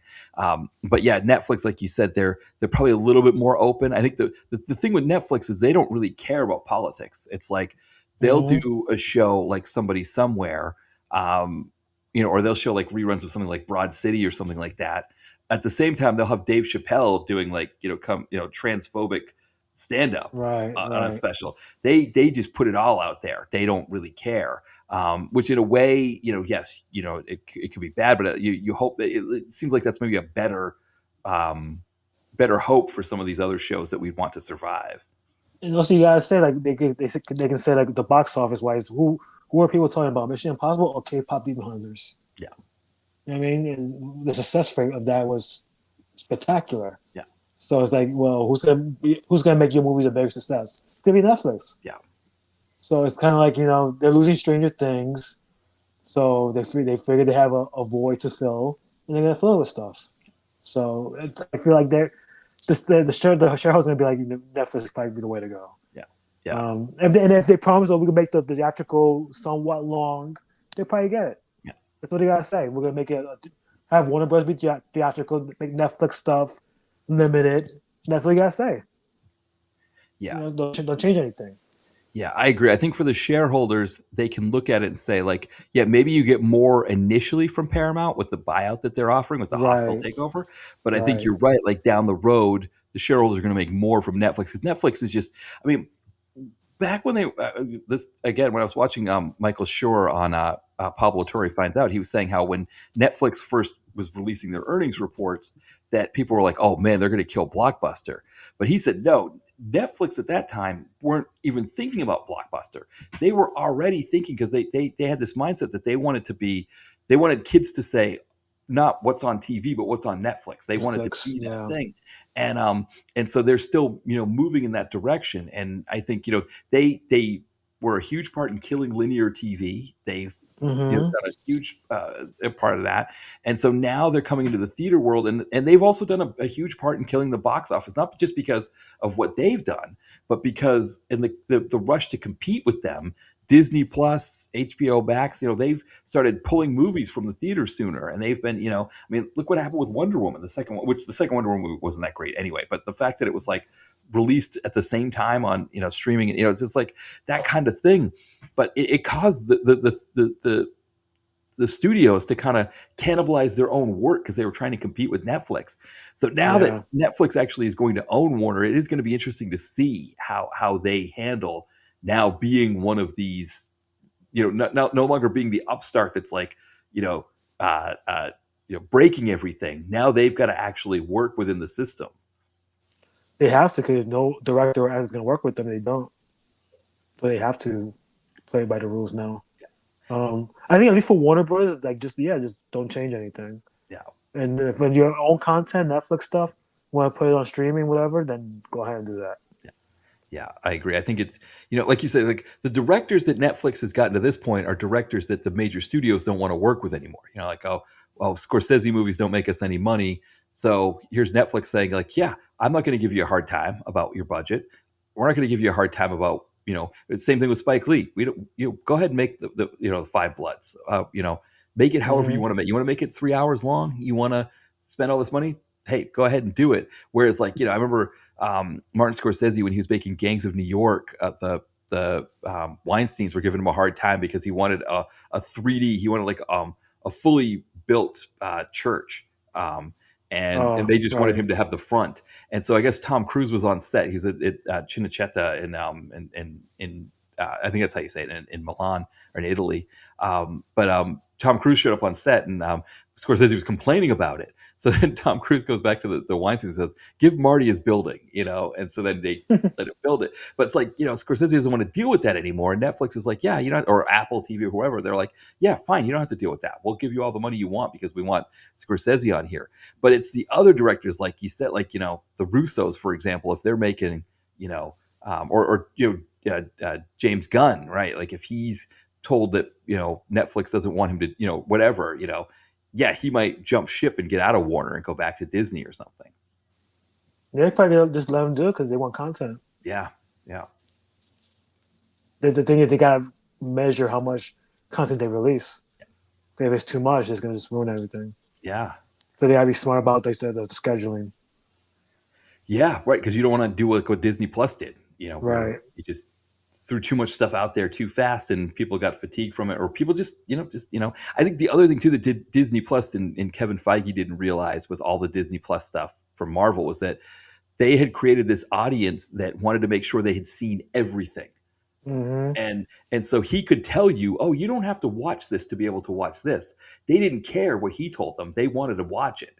And so what they would do is they'd kind of have this backlog of stuff because they did, even if he told them they didn't need to see it, he wanted to make sure he saw it. Like even with, the Marvels, I was like, oh, well, you don't have to see Ms. Marvel to like the Marvels. But for that audience, they wanted to make sure they had seen it before they'd seen the other thing. And so, it's kind of, I wonder if the other ones have kind of learned from Disney Plus's mistakes there and just are like, okay, the content we're going to put out, it's either going to stand on its own, or if we're going to have things that are interconnected, we won't do too much of it. Well, we'll find out next year. Right, exactly. Yes. Yeah. So, I guess at this point, Freddie, it's time to wrap up. Anything that you wanted to plug though before we wrap up? Not really. Well, I'm planning on returning to my blog in 2026. I've been kind of slacking. So fullmoonreviews.net still around. I was glad we got to see Silent Night Deadly Night because I was worried I had to write about it. I didn't really want to write. I was like, okay, we can just talk about it. That's great. So I was happy about that. Also, I guess since I have a letterbox, I might as well advertise it. I have letterbox.com/FredTheWolf. I've pretty much logged everything I watch on there. So if you're curious what I think about something, you can just go on that page and follow me and just I'll probably post reviews on there in 2026 as well. That's one of my goals. It's just kind of just jot things down, whether it's short or long, whatever, just to let you know like what I think about something. So that's pretty much it. Yeah, no, the letterbox is great. I should probably double check to make sure I'm following you on there because I think you are. I think so. Yeah, because I see, obviously on Blue Sky is, I'll see your posts. So Yeah. it's like, I'll reblock those. But yeah, so yeah, Letterbox is one like I haven't been using it for reviews because I'm like, oh, like I write my reviews on my site or I do my podcast. But it is like to be able to log movies and create lists and things like that. It is like another source of content. And I mean, when you post the last 4 watched, people interact with that on Blue Sky. People, they do. Yeah, they do. Yeah.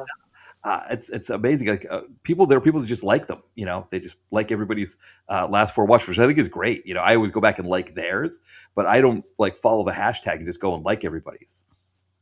Yeah, it's a great tool to kind of keep track of what you watch, what the actors you watched in the year, the directors and stuff like that. My goal for next year is really to watch things I haven't really watched or films I haven't watched in a very long time. Like I always try to do like marathons. Like Scream 7's coming out. I'll try to watch all the Screams. I think I'm not going to do that in 2026. I'm just going to watch Scream 7 and maybe just watch like recaps or whatever for the movie if I don't get anything. So yeah. I just want to try to watch like new stuff or stuff I haven't watched like a very long time. But because 1986 is the 40th anniversary, that means a lot to me because that's the first year I went to theaters, watched The Fly remake. So my goal is to watch like all the 1986 movies that came out, the 40th anniversaries of each movie. So that's my goal for next year. Yeah, I think that's a cool idea. I mean, I think it is kind of crazy to think about that now that we're like at that point. Yeah, I'm old. I know. But younger siblings who were born in the late '80s, and they're closing in on their 40th birthdays, and it's kind of crazy. It's almost like it's crazier that they're turning 40 than me because it's that fact now that we're at a point now where we can remember things that are that and it's only going to get worse. I guess that's the other thing too. We don't it's. Yeah. Well, I'm glad I can remember them now. Right. Yes, exactly. Yeah, I agree completely. Well, thank you again, Fred, for coming on. This was another fun conversation, and I'm glad we Silent and Deadly Night. We were able to both get to a theater and see it because that was a really fun movie. It really was, and I'm glad it was made. I'm glad they released it at theaters, and I hope down the line people get to watch it. I feel like they didn't advertise it enough. That's why I didn't do as well as it could have, but. Yeah. I think it will. I think it'll become a cult hit eventually. Yeah. Especially if they do a sequel. If they do a sequel, people probably watch the first one. So yeah. But Terrifier 3, Terrifier 4 actually. Next year that's going to be a big one. So yeah, Cineverse is not worried about money. Yeah. Well, and I think, for people listening now, it's possible that Silent Night, Deadly Night is still playing in a theater near you. It's So probably still it probably plays until Christmas, I would think. yeah, so hopefully, if it is, make a point to get out there and see it.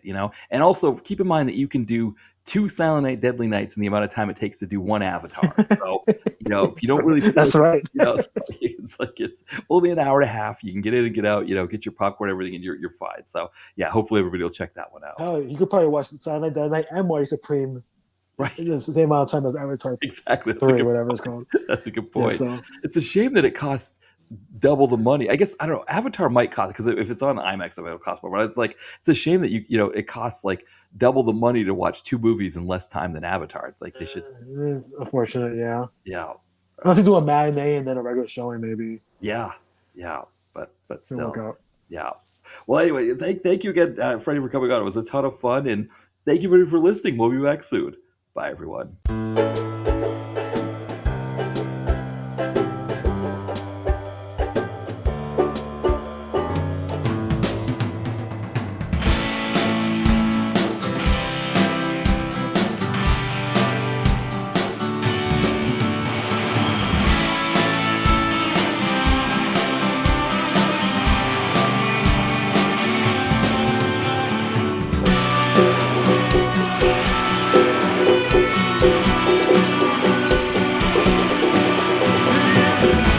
Direct to